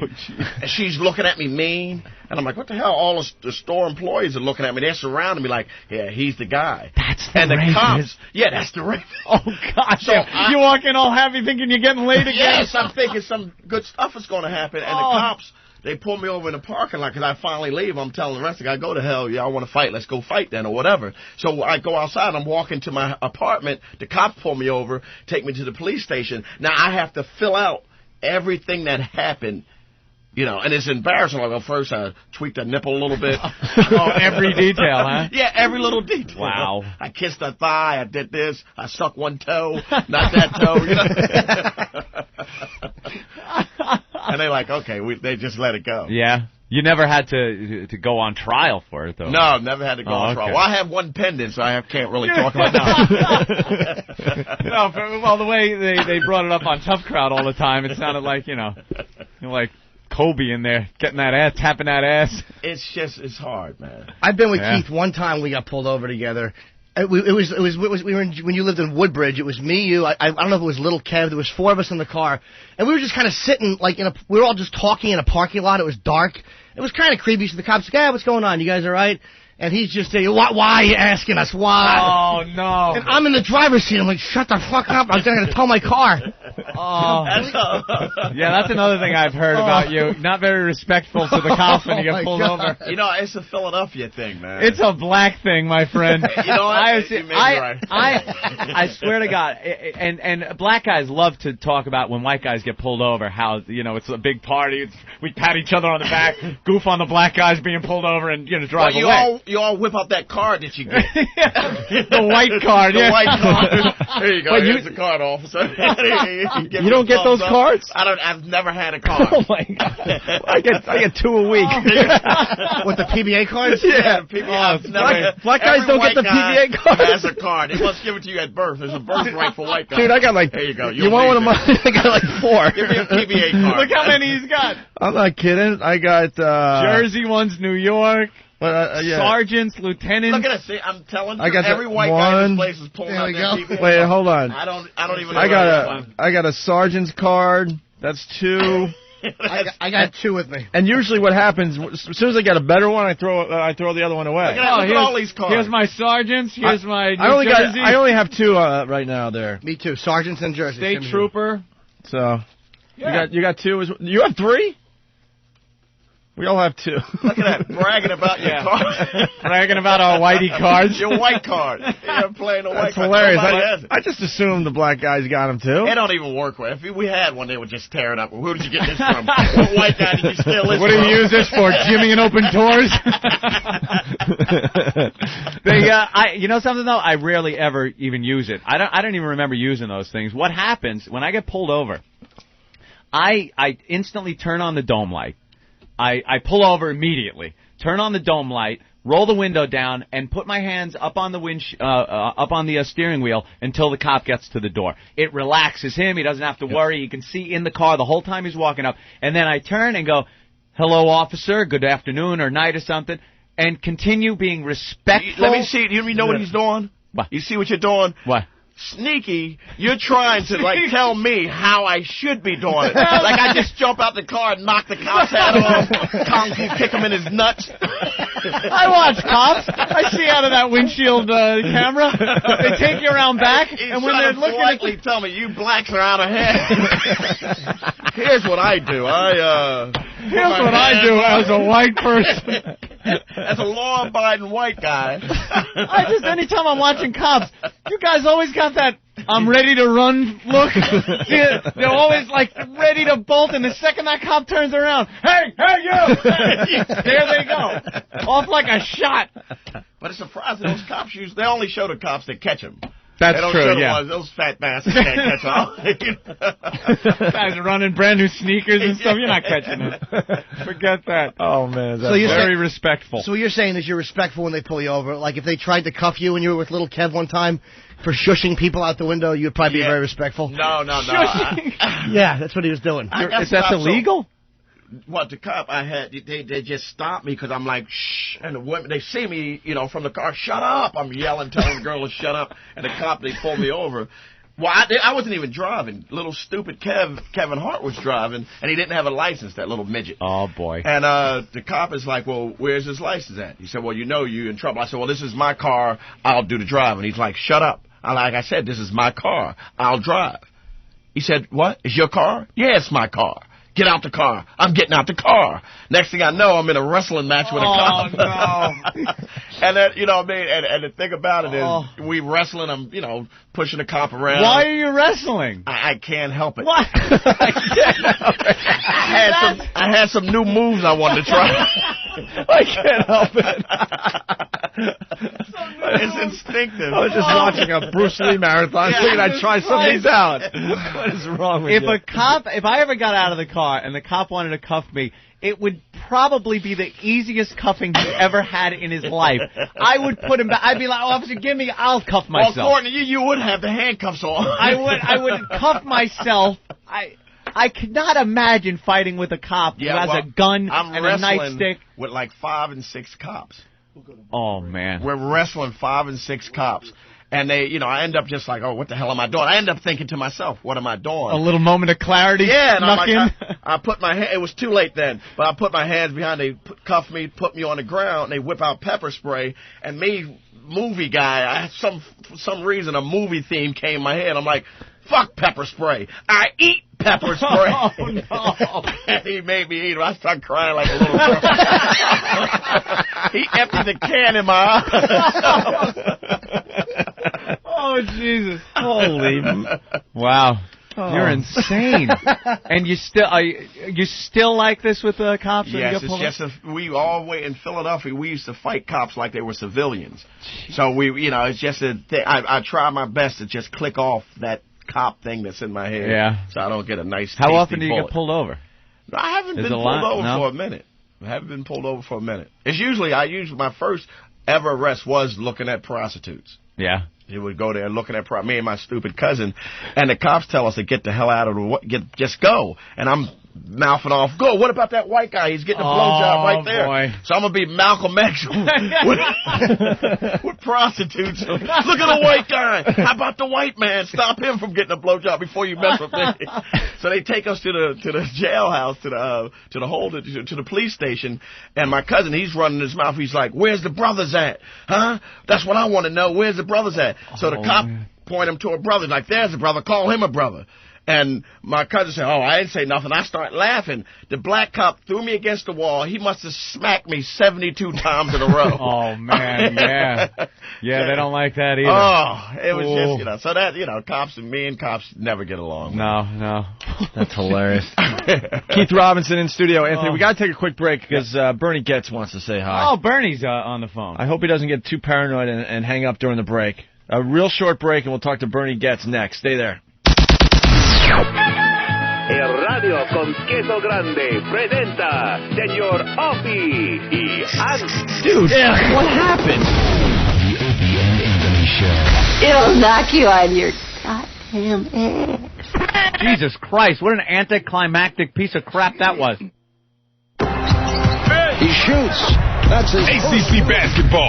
It's the ACC today. Tie your shoes nice and tight because ACC basketball is breaking you down. You better box your man out because we're grabbing the boards. Round ball, baby. It's the ACC today on XM Satellite Radio. Out off the ricochet. It's Wednesday, the 16th of February, 2005. I'm Ari Baikovsky with the ACC today. Well, part of it is we didn't have all of our guys in rebound. We had 5 guards in at times.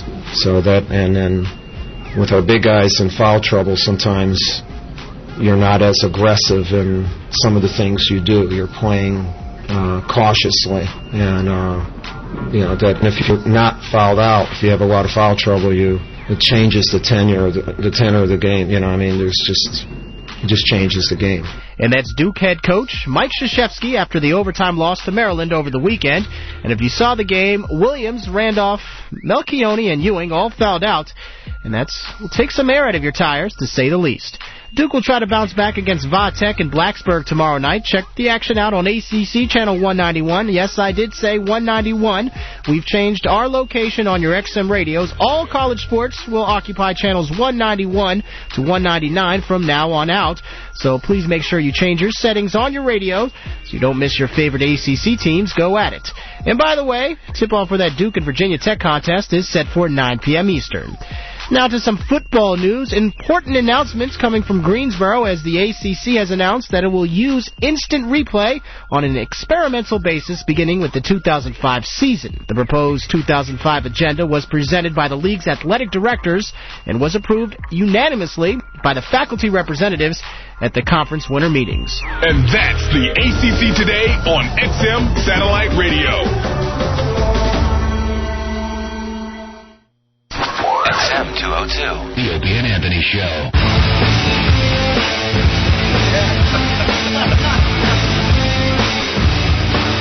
We're back with the Opie and Anthony program. Keith Robinson in studio. We were just talking about his iPod. Did you steal that? No. There was an article in the paper the other day that, the thieves are stealing iPods left and right. Oh, they're taking them off of people? Yeah, Whitey's walking around with the white cords and they're getting ripped off. See, I need to know that information, man, because I walk around with my Bose headphones and my iPod, and I didn't know that they were taking iPods now. Yeah, but they're not going to take yours because it looks like you're listening to a cassette player or something. No, what gives it away is the white cords. I'm telling you, you got the white cords dangling from your ears. The stock earbuds. That they pretty much said the homeboys are ripping off the iPods from the white kids, the white students. The white students. Is that it? Yeah. Well, easy pickings. It's Black History Month. It'll stop after this month. It's a short month. We got to get to that last story, but I don't want Bernie Getz to hang up on us. So let's go to Bernie real fast. Bernie. Hey, good morning. Good morning, Bernie Getz. It's the Subway Vigilante. Are you enjoying Black History Month, Bernie? I don't pay too much attention to it. No, huh? I don't pay too much attention to a lot of things. I'm more interested in squirrels and electronics. And vegetarianism. Absolutely. Of course. Bernie, I hear you have changed some of your platform on your run for mayor? Just rearranged it a little. Rearranged a little? What are some of the changes? Well, just, the order, making it more business in terms of the finances of the city, emphasizing more the rebuilding on ground zero and things like that. Well, that was in your platform before, though. I remember reading. That's correct. Also, I figured it's probably the right thing to back up the mayor on the West Side Stadium, even though I think the West Side Stadium and the Olympics are much less important to the economy of New York City than rebuilding the old World Trade Center site correctly. Ground Zero could be a cash cow for New York City if it's rebuilt correctly. Hey, Bernie, as far as education is concerned, my friend was saying that they definitely got to get somebody in there who's going to, do it. And I'm like, yeah, but what about, what's been going on? You're talking about the New York City school system. Yeah, because I think that what's happening there is just the education is, well, Well, the education always has been bad, and Bloomberg stuck his foot in his mouth a little bit, saying, "Judge me on how I handle this New York City school system." Now, around the world, they found something Daryl Cavey can't do. Put his foot in his mouth. The greatest indicator, the greatest indicator by far of how students perform in school doesn't have to do with race, doesn't have to do with the money spent in the schoolroom. It has to do with family background. Now, Bloomberg inherited. Oh God! Norton spit his water out.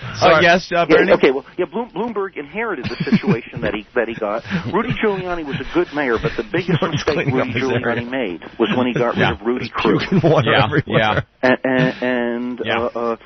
Crew was right. Education. Yeah, Bernie. Yes, Bernie. What about this? What about this invention? You were supposed to come in with your inventions. I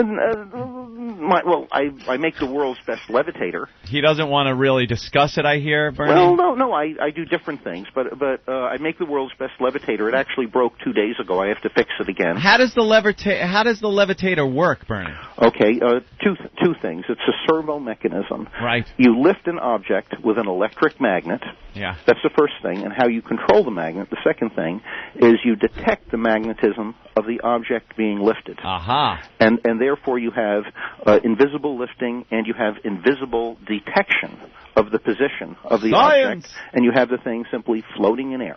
Floating in the air. Yes. That's something. But it broke on you, huh? Yeah. Well, these are electronic devices, and I'm doing general work on it. Yeah. Well, perhaps the armature sprocket is causing interference, which in turn is blocking the flow of the Dynaflow. I wish I knew. What's the heaviest object it can lift? About 2 pounds. Okay. 2 pounds, just in case you can't lift up 2 pounds. Yeah. That's about the weight of a gun, I believe, huh?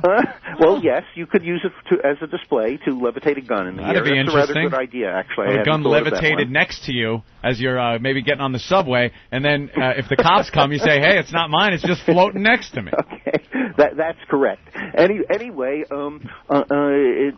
Bernie, what do you think about the gates in Central Park? Have you seen them? No, I haven't seen them. My neighbor went and saw them on Sunday, and she said it was very nice. She said it's a great thing to see, and if you don't see it, you'll wish you had and whatever. But I'm not into that type of thing. I don't think I'm going to go up there and see it. She said it changes color continuously as time goes on, and it was very nice. I think it's kind of... He lives with a bunch of kooks. Bernie, the gates stink, and it's a waste of time, and they're not changing colors. They're orange. They're orange, and they're staying orange. Well, no, she said it's the sun change. She liked it, but anyway, I get it. I think it's a waste of money. Or also, if they're going to do an outdoor display like that, it's a little early in the year. They should have waited another month or so when the weather's better. Because I know we had a good day. We had some good weather, relatively good. Well, I think if it would have snowed, then it would have been very cool. The contrast. Bernie, I have a question for you. As mayor, that was funny. Vegetarianism. A lot of people are saying that it probably should be in mostly of the school for the menus. What do you know? Yeah, yes, I feel strongly about that. That the children in school, in particular, should have vegetarian options. You can offer them both. And vegetarian options, it doesn't mean like a lot of times you hear the authorities in the jail say, well, people can be vegetarian, they can eat more vegetables, but that's not enough. You have to offer real soy alternatives. For meat alternatives, you need a balance of, fat, protein, and carbohydrate. You have to go about it seriously. Also, I feel wherever the kids have Snapple drinks available all over the schools, and I feel there should be something better than water with corn syrup in it. Wherever they have Snapple soft drinks, they should also have silk soy milks. Who's going to choose that over a Snapple milk or Snapple? Ooh, that's a tough decision. Do you really like? I mean, if they're going to have a vegetarian, do you think that soy milk though is going to be, as popular? Well, I like it better than regular milk. I don't know if you've ever tried the silk soy milks, but they one of their brands. Called enhanced silk soy milk has flaxseed oil in it, which is crucial for vegetarians. And they also have another flavor called very vanilla soy milk. Yes. And what I do is I mix maybe 20-30% very vanilla soy milk. You actually sit there and mix the milks together? No, you don't mix. I have two half-gallon containers in the fridge. Boring. And I pour in some enhanced silk soy milk, and it tastes good, and it's very good for you. It's healthy, and the kids would drink it up like they'd like it as much as pot. You can just interrupt. I would just want to ask you a question. Now, there's a problem with fat kids in the school. Yep. What will you do about them? Well, by the way, they breathe real hard and they disturb the whole room? Good question. Having a good diet, vegetarian alternatives, would really help that a lot. There's an excellent movie out. I think it's been pulled, so you can still rent it, but it's up for the Academy Awards. It's called Super Size Me. Yes. And most people have heard about it. It's about this guy who has an experiment. Didn't you put out a movie called Paralyze Me? No. I think that this guy was a movie also about overindulgence. Yeah. Okay, a lead diet. Super Size Me eats nothing but McDonald's for breakfast, lunch, and dinner for 30 days. Right. Mm-hmm. And he actually gets quite sick. And it was very revealing. They didn't expect that things would turn out the way how they did. And I think that it's very educational for anyone to see that movie, even if they don't eat at McDonald's. What about the squirrels? You said you're into squirrels. What about them? Yes, I have a little pet squirrel that talks. Who's nice. And Your pet squirrel talks already and brought him back. And I'm probably looking for another one. He's very nice. He's not destructive, but we don't love each other. And I think it's important. You don't love your squirrel? No.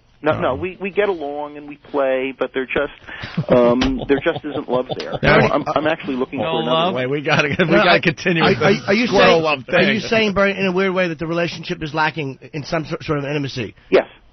Yeah. Well, now, have you loved a squirrel before? Oh, yes, absolutely. And the squirrel has loved you. And how did you know that the squirrel was in love with you? You just know. You know, when love is a very fun... Women feel it much more easily than guys. With guys, it's unusual. When you love someone or something, you actually get a warm feeling when you see them. Are you seeing other squirrels? Well, I go feed the squirrels frequently, but Bernie, you know how you could tell if the squirrel loves Bernie? Bernie walks around and it looks like he sat on Daniel Boone's hat. That's how you know it's true love. You know if you love something, and love is not something to be lied about. Bernie, most people BS about it. Do you get the hard-ons though from the squirrel love? No. It's not that kind of relationship. Now, when you're out looking at squirrels, right? What? When you go feed the squirrels, if a black squirrel come up, do you shoot them? No. They all get treated the same. They try to give them all avocado. So at least he treats the squirrels the same. Yes. I imagine the black squirrels get a little less avocado. No, they don't. They probably generally actually eat it a little bit more. They get the avocado, but through a slingshot. He gives them, the squirrels. He just doesn't want the squirrels coming up and asking him for five pieces of avocado. They eat it from my hand. Yeah. So you were in love with the squirrel. That's very fascinating. Yeah, anyway, let me plug my website. Of course. Okay, it's called BernieForMayor.com. Mm-hmm. That's all words, BernieFor. Wait. BE... We're not going to go through that again. BernieForMayor.com. All right. FORE. Bernie for... No, it's number 4. Normal 4... And it has links to FOUR? Bernie... Cut it out. It has links to all the other mayoral candidates' websites. Who else is running, Bernie?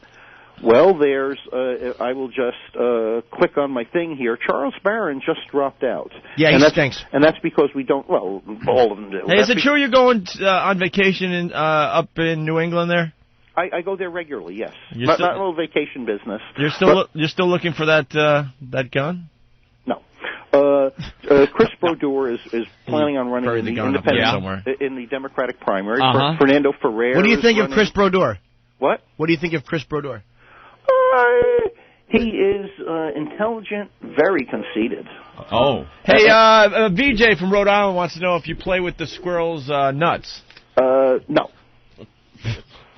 I play with the squirrels, not with their nuts. Bernie, can I ask you, I heard Ben had told us you had some plans for Central Park if you're elected mayor? Well, what I noticed, not real. I think Central Park has been pretty good, but one thing, probably really large fences. The water in the Central Park uptown, at the north end. At the north end, the water in the Central Park lake and a moat around it. I'd like to see recirculating microfilters or aerators in there. Wait. To try to make the water in the Central Park lakes clear. But by Belvedere Castle and the boathouse. You want to clean up that water? Yeah, the water, instead of being dark and you hate dark, man. Oh yeah, and full of algae, the water should be clear. You know how many accountants would be visible at the bottom of that lake if they cleaned it up? I think that's hiding a world of hurt. Hey, Bernie, when do we get to go to your apartment? Why do you want to go to my apartment? I mean, Ben says that you've invited us over for lunch or something. Well, you can come over to check out some of your inventions and things like that. Okay, that's at the office. You can come. Well, actually, it's fine for you to see it. And I bumped into Ben Sparks a few days ago on the street. Yes, you did. His fat mule. It was working then, but I have to fix it. Got a big squirrel in his pants. Yeah, he thought he was chasing a squirrel. It was Ben's in front of Ben's pants. He's in love with Ben's squirrel. Ben's like, dude, what are you trying to feed that for? Dude, it's not the same. Yeah. By the way, my squirrel licks honey off of my fingers. Your fingers. Yeah, if I put honey on my fingers. Really? Way to break him in, Bernie. I thought he said his squirrel licks honey. Anyway, a bunch of bums are running, as what you would expect for mayor. Yeah. And it'll be a rather crummy, low-life mayor's race, which is what you'd expect from New York politics. Of course. I generally think that New York agree. is some of the worst politicians in the country. Yeah. I agree wholeheartedly. Yeah, I think Bloomberg has been responsible, and I think that Hillary Clinton, Schumer, and Pataki, they're more garbage. Hey, that's a good idea. Yeah, just get rid of the rest of the candidates, and you'll be mayor. Yeah. Let's say they asked you for $5. No, but I think it would be great if the public here would get rid of Pataki and get rid of our Bernie, senators. how do you express the love to a squirrel, though? Just usually by... Because when a man and a woman are in love, they do certain things. Well, go to your diners and cheap motels. I mean, you can't flights. you can't just say you're in love with a squirrel and that's it. There's got to be some kind of exchange of emotion. Well, yes, with affection. It has to do mostly with gentle touching and stuff like that. Genital touching? Gentle touching, Opie. Not genital touching. That's a lot different. Yeah. Sorry, Bernie. I was trying to make it funny. I know. Yeah. So gentle touching, and then the squirrel that would love you is receptive to this touching. The squirrel that doesn't love you is clawing your eyes out. Well, squirrels are not aggressive. They run from a fight, but they let you know if they are unhappy about a situation. Yeah. And usually squirrels do not want to be around other animals. They're very timid. So you're gently touching the squirrel? Yes. You stroke it, right? Yes. So you get it to lick honey off your fingers? Sure. I pull on his ears a lot, but sure. From the back? No, he eats from my hand normally, but it's just something I started the past week or so. It turns out he likes honey. I tried it with the squirrels in Union Square Park in Peter Cooper Village, but they didn't like the honey as much. No, I wouldn't think so. Well, would a squirrel lick honey off your mule if it didn't trust you? That's correct. That's correct. No, if they get close. If it gets close to you, there is a degree of trust. Well, how long before, like, you've had the squirrel for a while, how long before it would actually finally lick honey off your mule? Because I know it's not a new thing. Off my finger? No, I only started that a week ago. Too good for you. Now you stroke it, right? And then are you able to kiss the head? Oh, so what? What's the big deal about that? I'm just wondering if you kiss the head. Sometimes I touch my fingers and give them a little kiss or something. That's no big deal. Hey, Bernie, I gotta, we're joking around, but I really need to know this. Have you ever seen a squirrel's penis? Of course. How big is it? How big is it? It varies on the squirrel. If some squirrels have bigger ones than another one. The black ones are bigger, right? No. I would call it typically. Who knew? It might be on the outside. Normally it might be about maybe half an inch long, and maybe half the diameter, or a little bit smaller in diameter, half the diameter of a pen, that type of thing, or 2/3 the diameter of a pen. No big deal. I mean, now that I know that you want to know. What color is it? Now you know. Don't. Maybe you want to dream about it. Who knows? Oh no. Is it pink like a dog's? No, it's the same color as their skin. Which is like a what color is that? Well, it's just whatever it is down there, gray, white. Gray. Have you ever seen it? If you have you ever seen it? Should I take a picture and send you? Yes, definitely. Sure. Have you ever seen it like erect? You can put it in your computer and with actually, all your other pictures or your ear. Bernie, I would like a picture of that. If you want to send a picture of that, my email address is kevin.straley@xmradio.com. I'm not going to send you a picture. So anyway, with the city, there are some things that are important. And the rebuilding of Ground Zero is important. Hold on, we got some questions. If you're a candidate from the public, let's say hi to Jerry in Jersey. Jerry, you're talking to Bernie Getz, the subway vigilante. Hi, Bernie. Hello. Hi, Bernie. You seem to have some really creative ideas for the public school system. Thank you. I was wondering, how would you fix the Negro lunch money stealing problem? Well, I think there should be free lunch. I also think that would fix it. Which there is. I think there would be less bullying in the whole society, and particularly in the schools. Yeah. If more kids were vegetarian, I think. You think vegetarian? The vegetarian kids would do less bullying. All right, let's go to. And this, all right, let's go to Steve on Long Island. We have a society you made your where point. the kids Steve, play football. Yeah. How you doing, guys? Hey. Hi, Steve. Morning, Bernie. Just wondering, do the black squirrels like their avocado deep fried with grape soda? No. All of them like their food raw. All squirrels. Raw, of course. Everybody knows that. I don't understand where that crazy question came from. Sometimes squirrels they like a baked potato. They might prefer a potato if it's just baked. Really? Do they have an intern wash the potato first and only handle it a certain way? No. I just throw it in the microwave and they'll eat it. Potato diva squirrels. Other food they prefer. Well, they'll eat broccoli that's cooked a little bit too, but they prefer it raw. Yeah. All right, Bernie. Well, when you coming in again? I don't know. I'm just busy. I'm behind on things. I have to earn a living, and with the various projects I got in, I just get behind. Bernie, what do you do for a living? What do you do? What pays the bills? I buy and sell industrial electronics. You buy and sell industrial electronics? Yep. Where, like on eBay? I do a fair amount of contacts from eBay. I buy a little on eBay. And like what? If somebody needs, what kind of electronics? The type of equipment you might use in your studio, RF equipment, or the things that they would use to check out your transmitters and receivers and high voltage equipment, things that utility companies would use. Gotcha. All right. Very good, Bernie. Okay. You want? We're looking forward to you coming in, though, again. Okay. Well, thank you. We got more questions from the public, Ope? Well, another Bernie, do you question? have more time? I know you're a busy guy. No, I've got time. And now's a good time. All right, let's say hi to Tony in Jersey. Tony, you're on the phone with mayoral candidate Bernie Getz. Hello. Well, Bernie, how do you feel about Ebonics?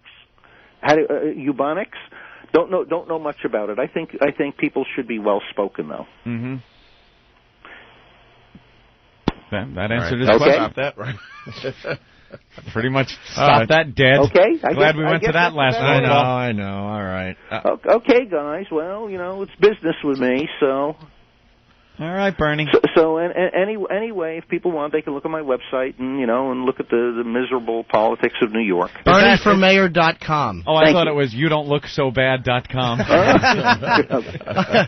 Oh yeah, I'll be remembered. Have another .net. Like Montagna at the end of House of Games. Thank you, sir. May I have another?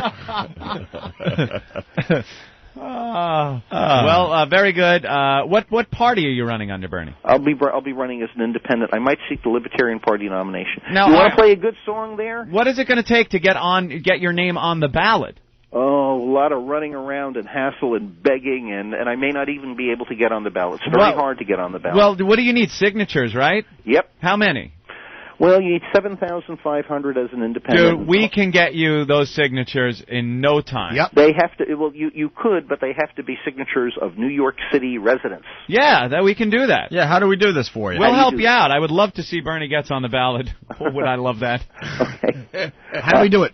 Well, you usually have people on the street just asking the public to sign it, and the best line, what we tell people is, this doesn't mean you're voting for me, it just means it helps me get on the ballot. Right. And people just like to hear a simple line like that, sign it, and go on their way. Mm-hmm. All right, Bernie. Well, we have interns that might be able to help with that. I think it's a lot of work. It's probably the political people, people running for city council and other things. That's probably the way to go about it. Okay. Well, Bernie, it's always a pleasure. Okay. Did you want to hear a song today, you were saying? Yeah, why don't you play that song, I think it's called by Brother Phelps, called Let Go. By Brother Phelps? Yeah, Let Go. Let Go? I thought you hated the brothers. Not that, brother. Ben, do you know there's Ben there? Ben? He knows the songs pretty well. He's outside. He's got his cock on a hand truck. Okay. Well, whatever. The squirrel nesting in his hair. We don't have Brother Phelps, Bernie. You don't? We don't have Brother Phelps. Do you know the library of songs we have at the XM computer? No. And it is millions, and that song isn't in it. How about Fly Like the Wind? And Fly Like the Wind. That's a musical. You ever hear that? How about Can You Keep Your Mouth Shut by Paul Shanley? Oh, I wish I had heard that 20 years ago. Oh, it's actually... All right, Bernie. Okay, guys, have a good time. All right, Bernie, soon, thank you. Good luck with your mayor race and your levitation machine. And my squirrels. And your squirrels. And your squirrel. Bye, love. Bernie. Sure. Bernie. Yes. Yeah?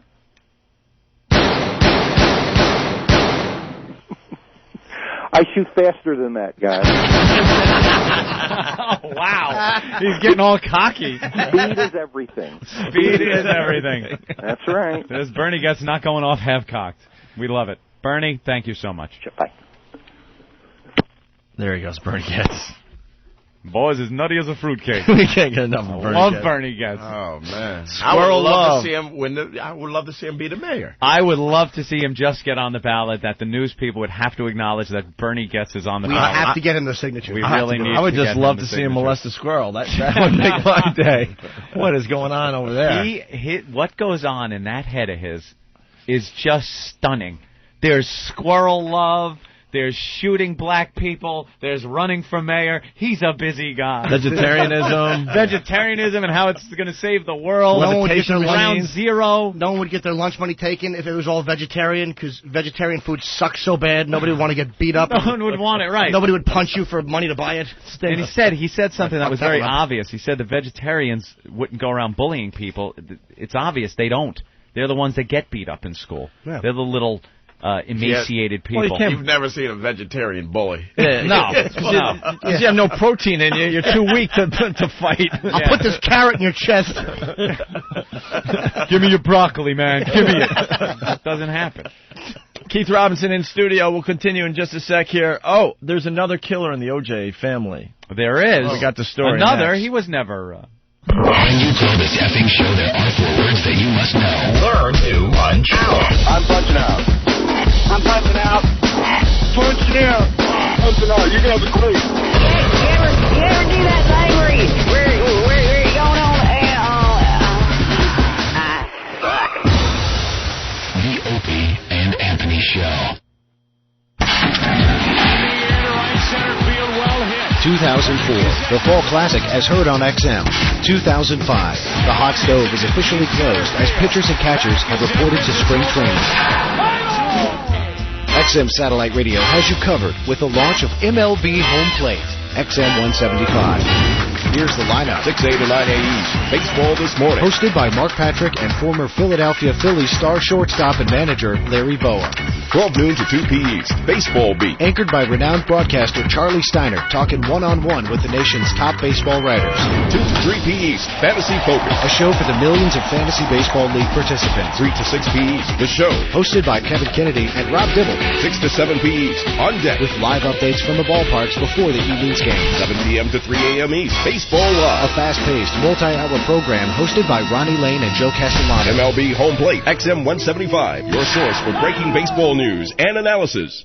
Unleash the power of XM performance in your home. Enjoy the best radio experience from a component-style tuner that delivers XM's highest quality sound. Introducing the Polk XRT 12 XM reference tuner, the world's first XM component tuner designed for your home stereo system. Plus, added to your family plan, you can add up to 4 additional XM radios for only $6.99 a month per radio. Discover the full sonic potential of XM satellite radio in your home. Go to xmradio.com to learn more about the Polk reference tuner. Opie and Anthony on High Voltage XM 202. XM News, talk, and information. It's everything, all the time. The Opie and Anthony Show. The Opie and Anthony Show. XM 202. Everything you say to me. What's that word to the game? And I'm about to break. I need a little room to breathe. What's that word to the game? And I'm about to break.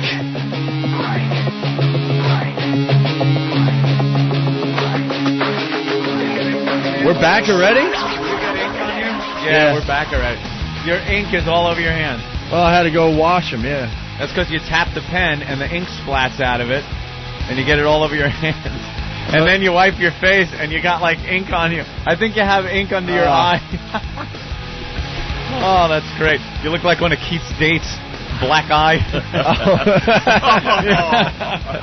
I'm a fidgety mess. Keith Robinson in studio, Jim Norton wandering around. That's what sucks. We think we could actually take a little break from the action, and we all go our separate ways. Separate ways, and next thing you know, we're wondering where Jimmy is. Back on the air. Jimmy's. We're back. Is this nuts or what? I took a leak and we're back already. How long of a break is that? That was I think that was at least 45 seconds. Old pigeon bladder. Didn't you take a leak just last break? Dude, I am awful, my bladder. That was something else we've been trying to work on and getting nowhere. We need, like, longer breaks to go to. Yeah. I hate going to the comedy clips. Nah, those are awful. Everyone's heard them 1,000 times. It's frustrating. You're in the bathroom, you're just getting to know someone. All of a sudden, I hear you guys back on the air. Got to zip up and get the number on the way out. Keith, did you check out the gates in Central Park? Yes, I've seen the orange. It looks like a construction site. It's awful. It is. And I'm so glad the press is finally catching on how awful and stupid this thing is, and now they're all trashing it.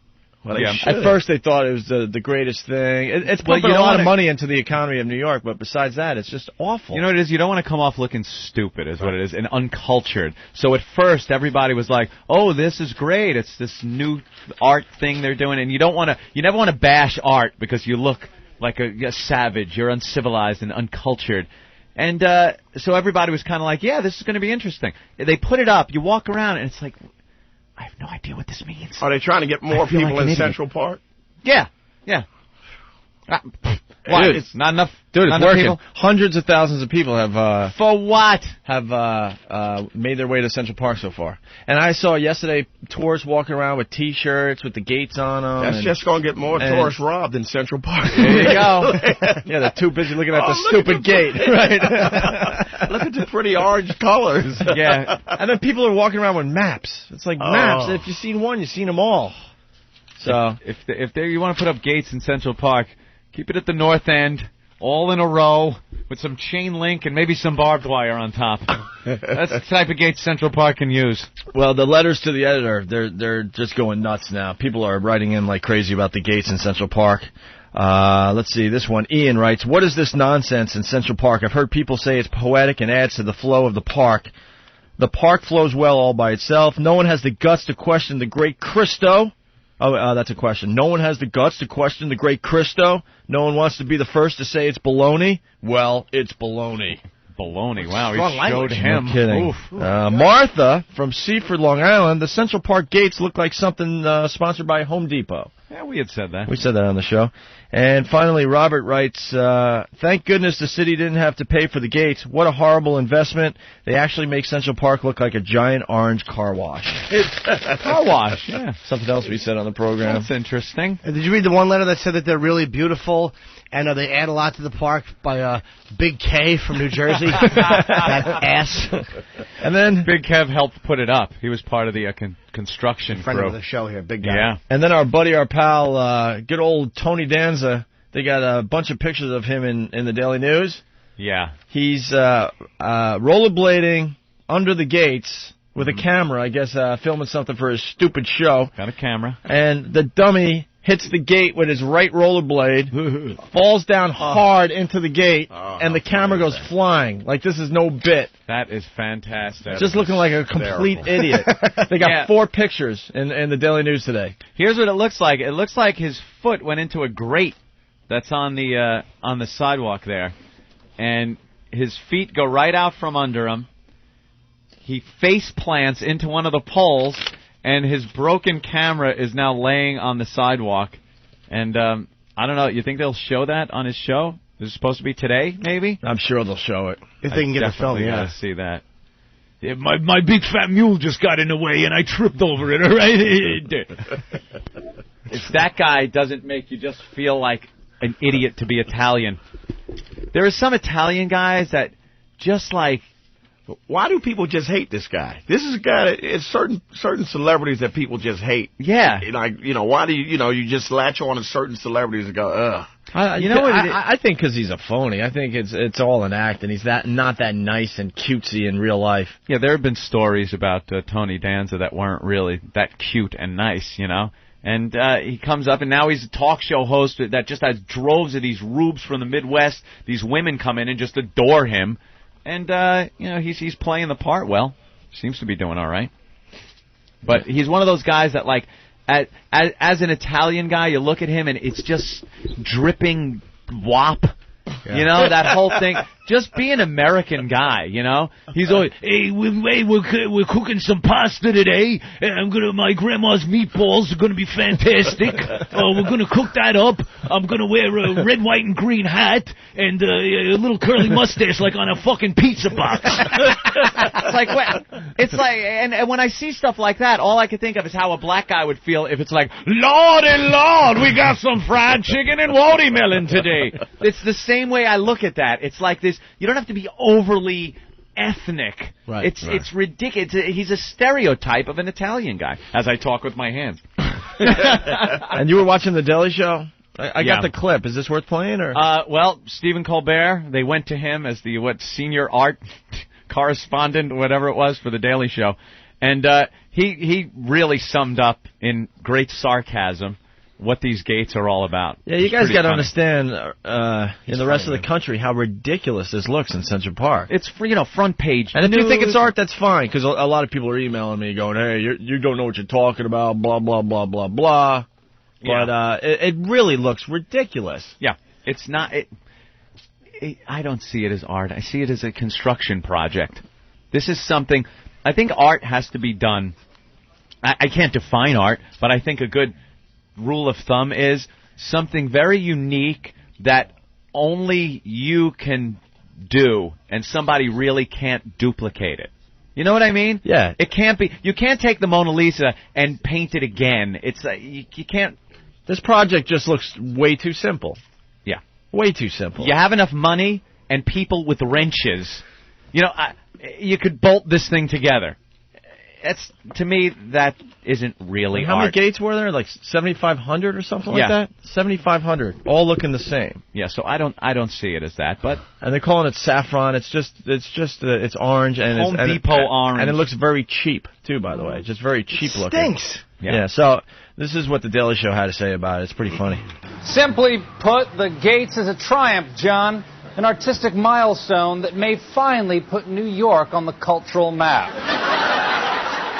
I don't want to get ahead of myself here, John, but I think this may do for the Big Apple what the West Wing has done for Washington, D.C. Or what the band Asia did for that continent. John, the Gates is a triumph of contemporary installation art.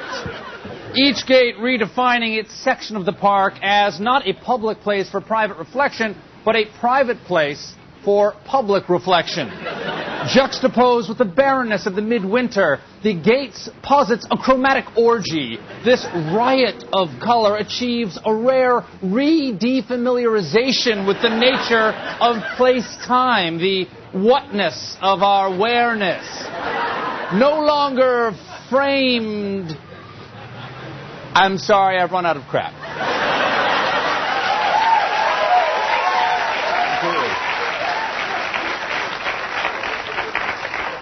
As our conceptual art, is this great art? Yes, John. Because like all great art, it challenges what we thought we knew about the world. For instance, I used to think $21 million could be used to achieve something noble, like, I don't know, build a hospital wing. But the Gates has forced me to recontextualize my notion of what $21 million can be used for. In this case, redecorating a bike path.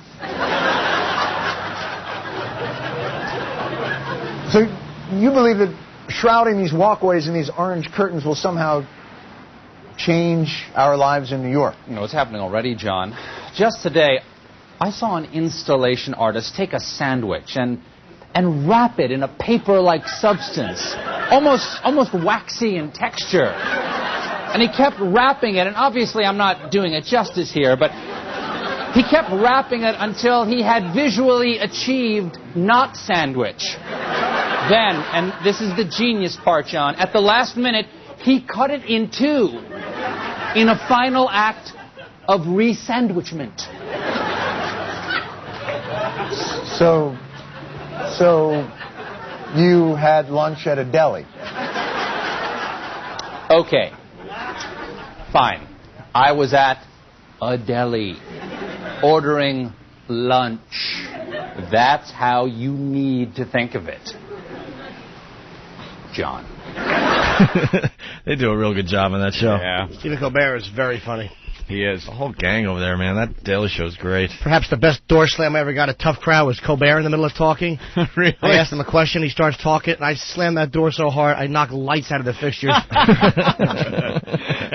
That sounds like he a loved great it. gag. He was one of the guys that laughed the hardest at it. So you would be in what, the green room or something? Everyone. These guys do this gag all the time. Yeah, they ask you a question, and then you're like, oh, they're... You start answering the question, and then you just walk out. Nice door slam. Slam the door on your way out of as the person That's trying to answer hysterical. your question. Who was the Hal Sparks? His name or Hal Sparks. Oh, he hated me for it. He didn't get it? No. No, because he's pompous. He was in the middle of some, stupid thing. I'm like, yeah, I don't know. He's like, wow. He was furious. Oh, He's sitting there licking his lips. All pissed off? That's fantastic. Oh, he was annoyed. A good door slam. Nothing's tool. better. Well, guys, there's another... How would you not laugh at that? I don't get it. Jeff Garlin got annoyed, too. Wow. There's another killer in the Simpson family. Uh-oh. You say another like O.J. killed somebody. There's a couple things happening in this story. You think O.J. would take care of his family. What? I'm broke. Well, now he's broke, but he had money for many, many years, and it seems like his brother was doing this job for many, many years. Broke. He's still... O.J.'s loaded. Oh, he's loaded, The guy gets that pension money from the NFL that they can't even take money from to pay his court bill. Why can't they? They're not allowed. They cannot... he owes millions to the family. And he cannot pay that. He doesn't have to pay them, not obligated to pay them with the money from his pension. I'm an ex-football star and a wife murderer living on a pension.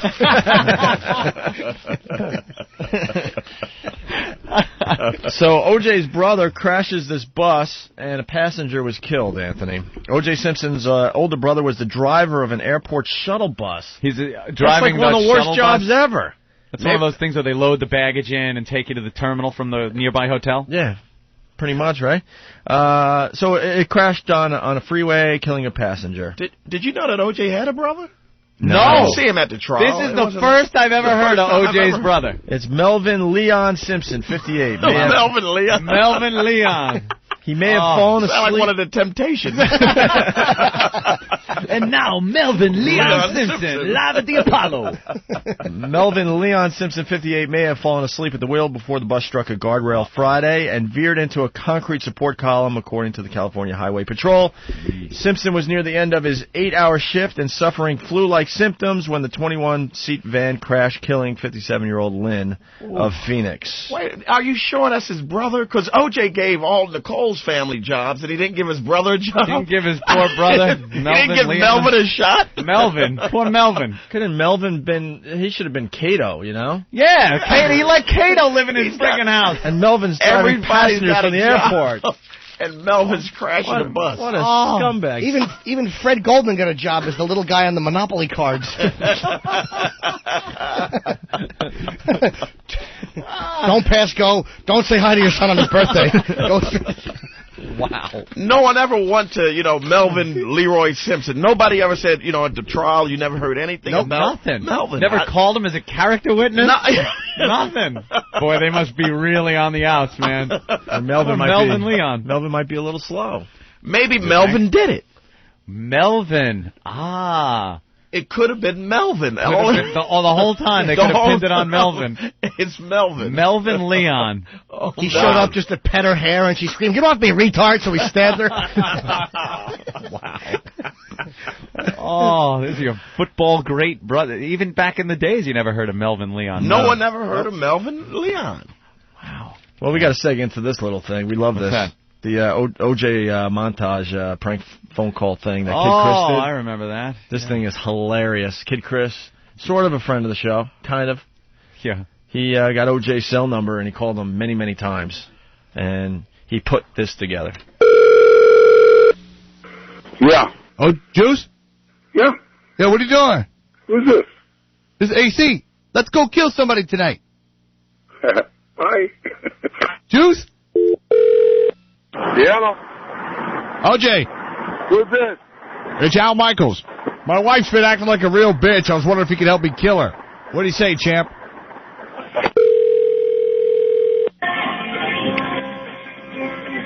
Do I know you? Hey. Juice, it's Chris Rock. It's me, Chris Rock, Juice. What do you say you and I go kill the Spice Girls? Juice, every time I call you, I always be laughing. Hello? Juice, you're late. We're supposed to go out and kill people tonight. What's going on? I really can't talk. I'm at dinner with a bunch of people, and I have no idea who you are. I'm the real killer, OJ. Oh, what? Hello? Yeah. Yeah, Juice. Juice, Yeah? Juice, what's up? Who's this? It's Dan Dierdorf. You want to go throw the ball around, have some beers, maybe kill somebody?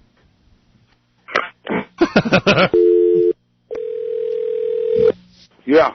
Hi, OJ, it's Kato. Well, I want to go pick up some young girls and kill them. We can hold them underwater or something. How'd it go? Can I move in with you? Hello? Hi, OJ. Hey. Hey, it's Marcus Allen. Want to go get some bitches and kill them? Yeah. Gone. I love that. Great. Isn't that the best? OJ is laughing all the The time. fact that he's always laughing. He's always laughing, making, oh, those are funny me killing people jokes. I got a few myself. God damn. OJ, you want to kill some people? Yeah, that killing people thing. That's the opening episode of the new show Juiced that they're doing, which is kind of like Punk'd. It's where you go to pick up your sunglasses and you get your throat cut in the pathway. Gotcha. You've been juiced. Oh, yes, I have. You win some Bruno Mali's shoes. No one even knew about those things. Did you know about Bruno Mali's shoes before that? No, of course not. What advertising?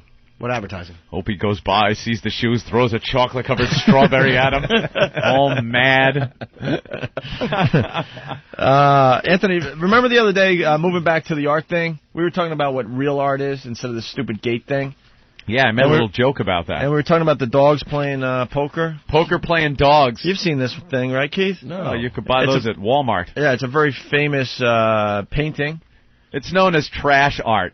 If you're white trash, you put this in your trailer. You hang it up. The dogs playing poker, the Velvet Elvis, stuff like that. The weird little kid-looking things with the big sad eyes, that kind of art. That's, it's white trash art. Crap. And someone asked us, what we think is art, and we said, well... I said the dogs playing poker. As a joke, but the original was just sold for $600,000. $600,000 for the dogs playing poker. Wow. I wouldn't pay that much to watch real dogs actually play poker. I watched it last night. Colin, his little hands look like claws. Little dog paws with those nails. His pads were all chafed. It was painted back in 1903. Wow, it's that old, huh? And it just fetched $600,000. Funny. Bump, yeah. But that's real art to me. Something you look at and you can enjoy. You look at the wall and go, look at that, it's dogs playing poker. One's looking one way, one's looking the other. Guy in the middle. And then the other story we forgot to talk about today is Michael Jackson. With the flu. The front page story on the Daily News. Yeah, the Daily News, the headline, "Boo-hoo, he's got the flu." But Mike actually believes in his sick little mind that he could call in sick for court so he won't have to show up. You know what I mean? If he's sick, that nobody, okay, forget it. Mike is too sick. We'll hold it off another year. Mike is really nuts. He is absolutely crazy. I think he's right when he says that he believes he's a child, or because of that missing childhood that he now lives as a child. Because this is a kid. When you were a kid and didn't want to go to school, I have a stomach ache. I don't feel good. That's what this idiot is doing now. That's exactly what he's doing. I got the flu. I don't feel good. I've been sniffling. And if I blow my nose too hard, it comes off. So I don't want to risk that. He's got the flu, he says. So. But the fact that he's been showing up in the court, going to court, and he's posing, he's doing the moonwalk. Oh, yeah. Mike, you're on trial for touching kids. No, him, it's an appearance. He thinks he's showboating. These lunatic fans show up in front of the courtroom. They're behind the barricades and everything. One actually fainted. They had to get emergency services to pick her up. That was outside the hospial. Oh, really? Yeah, when Randy Jackson was leaving after seeing Michael. It's crazy, right? It's like a priest showing up with communion stuff, trying to get communion at his court hearing. Yeah, like Father Shanley up there for his child molestation, handing out wine and communion wafers. Shaking his mule at people, like blessing them with it. It's the same thing. It is. You're on trial for that. You put your head down, you look solemn, you walk in the building. You don't moonwalk. Faggot has his own umbrella carrier, he's dancing. Oh, he's taking his hat off and flipping it over like he does on stage. Yeah, so you're not Jimmy Durante, you're a child rapist. It's like, what are you doing, Mike? Yeah. Jesus, That's just great. look, at least look sorry, just have something. Look concerned that you're on trial. No, he's posing, he's doing all sort of moves. Robert Blake walks to his trial, shoves spaghetti in a woman's mouth and shoots her in the head. Yeah, why not? But most of a lot of these celebrities, they're nuts. Yeah. They really are nuts. I don't know what it is. If he thinks he's innocent, he thinks that this is perfectly acceptable. I said before, I really think he has this thought in his head that he is so out of place in society. He is, he went through that period of time where he was the biggest superstar ever, couldn't walk around, can't function in society, that he believes that when he's at this Neverland, since it's within his gates, laws don't apply. Well, he's walking like he's still a king of pop. Oh, I know. Yeah. It's, Thriller was how long ago? 83. That's a long ass time ago, Mike. Maybe then you could get away with sucking a little kid off, but, times they are changing. Thriller, yeah, come on, man. The last album is not going to get you a little boy. Last album's going to get you thrown in jail. After his story, you should start blowing 18-year-olds. Oh, man. So he's got a few days off from the trial. Yeah, he thinks they're going to forget about it. You're going to walk That's out. what he believes. That he's, I'm sick, guys. So sick. Sick. Yeah. Did you see the list that the defense has? Oh, man. People they're going to They call? have Kobe Bryant. Colby, they were going to call as a witness. And Colby, they interviewed him and they said, what are they going to ask you? And Colby was dumbfounded. He was just like, I don't know. He has no clue why he's being called. These are the well-known people that the defense are going to call. Kobe Bryant, Quincy Jones, Larry King. Larry King. This is a crazed person's defense. Wow. Diana Ross. Strike the jury. I want Diana Ross on there. He wants this. He thinks it's a party. He's actually sending out invitations instead of subpoenas. A Grammys party. Yeah, it's a party. We're going to have some champagne. It's going to be so much fun. He's going to hold up his little trophy. It's an 8-year-old with tears on his face. Kim. Yeah. Go ahead. I just wanted to call in and say that I was watching the news this morning, and I heard that they moved Michael Jackson to the 4th floor of the hospital, which also happens to hold the pediatric unit. Is this real or a joke? No, this is real. This is what I heard on the news this morning. Roll me into the children's room. Well, thank you, Kim. Oh, I was delirious with fever is why you found my mouth on his little hog. All the sick children will turn over on their face and just take their temperature rectally while they little cancer coughs into a pillow. Little shallow coughs. You're insane. He's holding their little bald heads. Not because of cancer, because they're too young to grow hair yet. He's holding them at the soft spot. Also on the list, Elizabeth Taylor. Of course, Liz has to make an appearance. But he's got all finished celebrities. Yeah. None of them are doing anything. Stevie Wonder as a witness? What did he say? Nothing. I didn't see nothing. When Michael was around children, did you ever hear lapping sounds? I arrest my case. Stevie Wonder? Oh, man. Right. Let's see. Is Webster on the list? No. Little Webster? Webster was a good buddy of his. Also on the list, David Blaine, the magician. Please make this all disappear, David. Just go away. I'm going to close my eyes and tap my heels 3 times. Make it go away. You think Mike is going? You think he's going in? No. I don't know. You don't think he's going in? He's a rich celebrity, It seems so... like you could never imagine him in Oz, You can't imagine him How in much prison. money would you pay to see Mike in the weight room? Oh, would that be great? Of a penitentiary. Just walking around the prison weight room. Playing hoops in the yard. I think this is the thing that would revive his career. A good stint in prison would... I think it would be the one that helps his creativity. Yeah. Comes out a new man, all buffed up. Yeah. Some tattoos. Some prison tats. He's black again. You're like, oh, man, Mike is back. Here's my new album, motherfucker.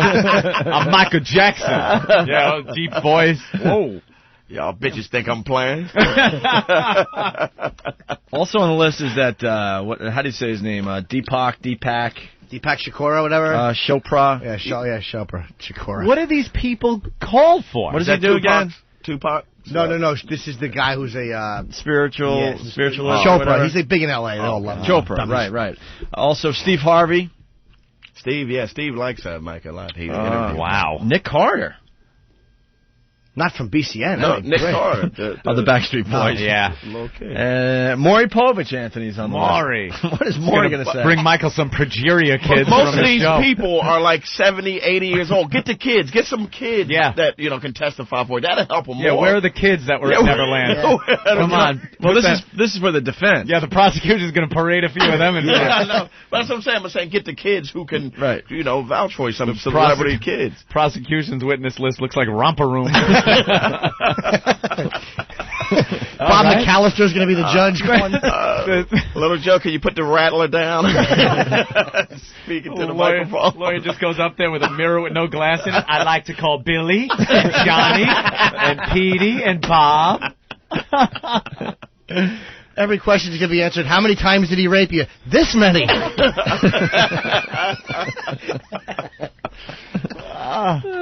And then finally, Steve Wynn, the Las Vegas casino owner. What the hell's he? I don't understand his witness list. Yeah. It's ridiculous. Yeah. That's a witness. He's gone. He's going to jail. Mike is gone. It's awful. He's going. What about Geraldo? His biggest fan these days, Geraldo Rivera. Yeah, this is really? Fox News. They have him on all the time, and the reason Fox is doing it and Geraldo is doing this is for ratings. They know people are going to tune in because Michael's very candid when he goes on Geraldo, but Geraldo's actually defending him. Michael, when I see you with the children, I understand that that's the real Michael Jackson. That's why he's going on trial. That is the real Michael. But the thing is, Mike, he acted like a guy who couldn't help himself. Yeah. With the kid sleeping in his, in his bed and all. Mm-hmm. That's how you know he has a problem, because he couldn't help himself.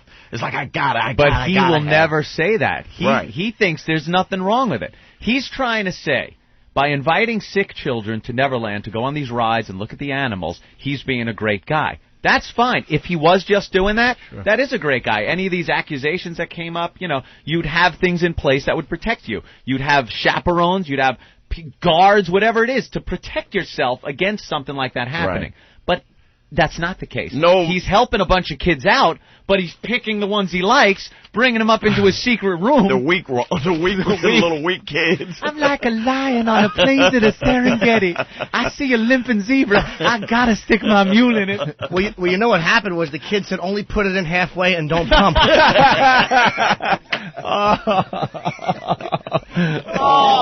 And Michael had a pump. You have to at that point. Oh, God damn. Hey, getting back to that, what was that other story you were telling? I don't want to give away the punchline about... he didn't finish the story about when he was in lockup. You told the story when we were in commercial, and we were laughing really hard. After the McDonald's? When the cops had me on the ground. Well, is this another story? No, this is the same story. I just forgot after I said, to hell with pepper spray. I eat pepper spray. Yeah. They emptied a can of pepper spray in my eyes, and then another cop gave me a nice cop boot right in the gut. Oh. Now, I had McDonald's earlier. My stomach was rumbling. You know how you have that little rumbling and little light farts, and he kicked poop right out of my eye. So I go in the cellar with the other, guys in the cellar with me, like, who stinks? Man, did you shit yourself? You were the guy that shit himself in lockup. Oh, man, that was bad. Yeah, they wanted me out of there, man.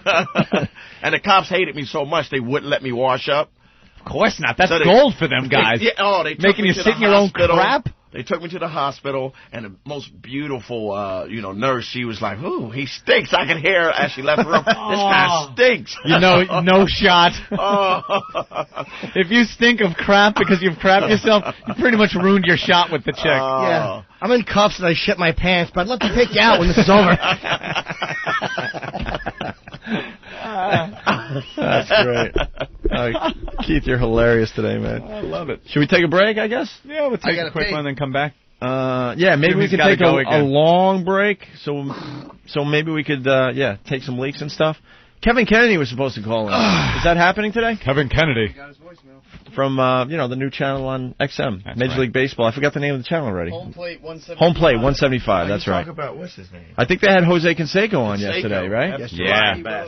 We got to talk to Kevin He's Kennedy. ratting everybody out, man. No, but he's lying like a champion, You too. think he's lying? Yeah, he's exaggerating a little bit because he Maybe exaggerating, but I don't think he's lying. Because the guy kept asking him, referring back to his book. Oh yeah, okay. Like he didn't remember anything. The 60 Minutes interview. Yeah, the 60 he kind of tripped him up. Yeah. He said, there were a bunch of times that he shot up.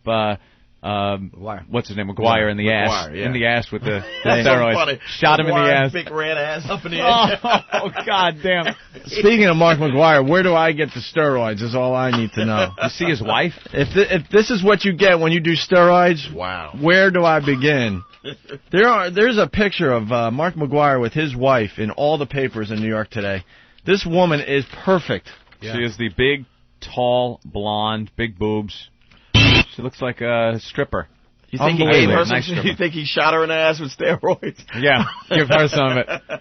Yeah, I'd like to do something to you. I learned it in a men's room bathroom with Jose Canseco. I'm changing my opinion, though, man. Yeah. I think steroids are good. Look what you get. Look what you get if you're on the steroids. I guess they're going to be in the Sports Illustrated swimsuit issue. Because they do that every year. They get the athletes with their hot wives in there. Wow. They do she sure fits. Couple shoots. Mm-hmm. So it's depressing. Athletes and their stupid wives. Why don't they show comedians, hookers, and fat girls? You should see and Bonnie. Stop it. Bonnie's hot. But you ought to see the fat pigs that come to the cellar and just want to hang out and look at us at the next table over. Oh yeah, they just show up and just look. And it's just a sign of my pitiful career. I get all these years of the business, I get a fat girl just staring at the table. That's what they do. Comic groupies are really bad. They're awful. I've seen my buddy Adam Ferrara. And Adam's a good-looking guy. Women really seem to be attracted to him and stuff. He was playing out at Governor's, and we all go back to the bar afterwards, have a couple of beers, and the line of girls that came up, and they were hot girls in the place. Not a one of them. There was a line of fat chicks waiting to get an autograph. Can I kiss you on the cheek? And Adam's just standing there like, oh, God, I could get, looking at the girls walking out. Her, and look at the slobs that come up. And he's so nice and, cordial to them and everything. Hey, thanks, and everything. And they walk away. Oh, slob. They're wearing tube tops. Their back looks like a Sharpie's neck. Big pieces of fat you can just hold on to and move her head up and down. Move her shoulder blade fat right down to the middle of her back up to her head. It's all around. This is a mess. That's what it is, man. Yeah, unless you're like Jim Carrey level or Yeah, you got to get to a superstar level. That's movie star though. You're not just a stand-up anymore. That's movie star. But you really got to get to another level. Got to get out of the cellar, huh? Yeah. Oh my goodness. Maybe in a big way. Host the Oscars someday. That's a good sign. Chris Rock's doing it. Mm-hmm. All right. Why don't we take a break? We'll finish up the Opie and Anthony program next.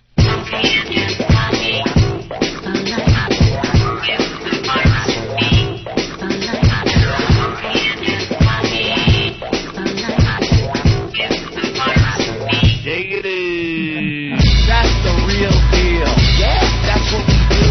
That's the real deal. That's the shit. That's the real deal. Yeah, that's what we do. That's the real deal. That's the shit.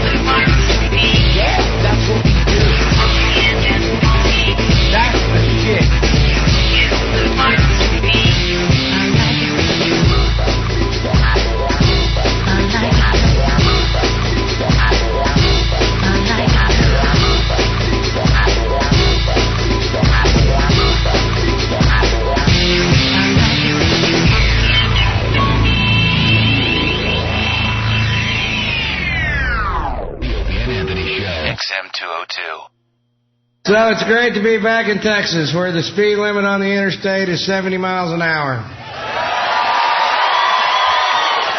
Unless you're in an 18-wheeler, then it's 65 miles an hour.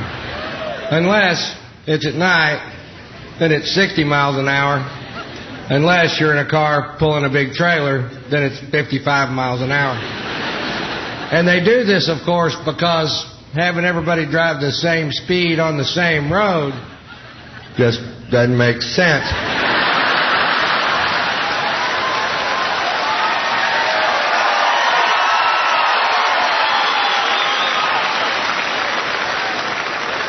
I'm surprised they make them drive the same direction. How about you?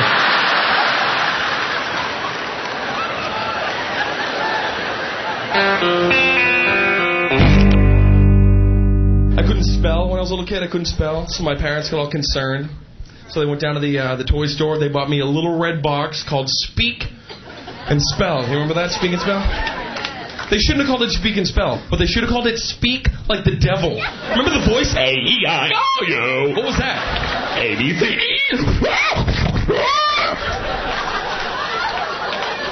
The thing was evil. Amen. That thing would wake me in the middle of the night, like 2 in the morning. Play with me. Get up. I want to spell right now.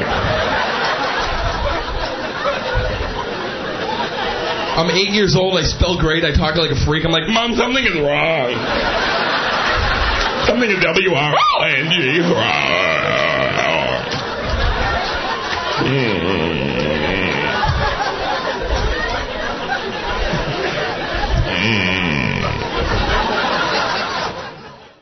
Opie Anthony Show. XM 202.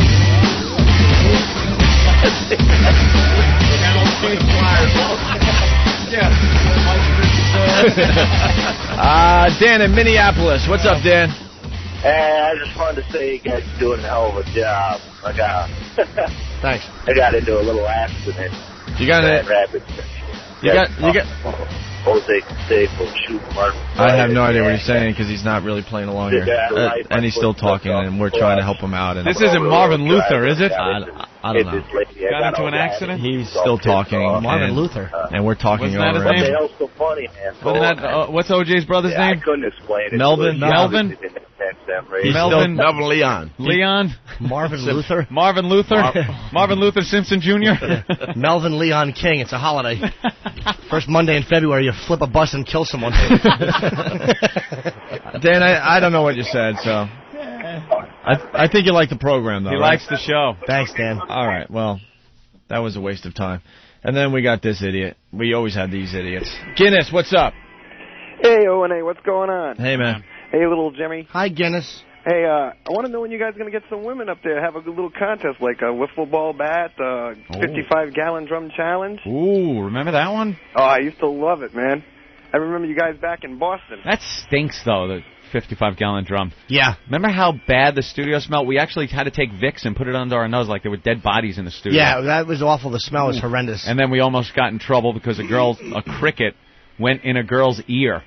And what we did was we used to take about 5 or 8 55-gallon drums. It started out as the serial killer challenge, by Yeah. the way, and then it turned into the 55-gallon drum challenge. Then you had the girls running across the street to the hotel, which looked like a crime scene. Well, we would take girls, put them in 55-gallon drums, seal the top up. They'd be in bikinis, or no, their underwear. It was their underwear. And then we would just take the most heinous stuff and throw it into these barrels. Living insects, living eels, snakes, food products made out of just bellies of cows, intestines, lungs. We invented hissing cockroaches. The big hissing. We were the first ones to use the hissing cockroaches, and they hissed. They became a staple on Fear Factor, but we found the hissing cockroaches a long time ago. Cockroach. Bag of crickets. Oh, yeah. the well, that's what got us in screaming. trouble.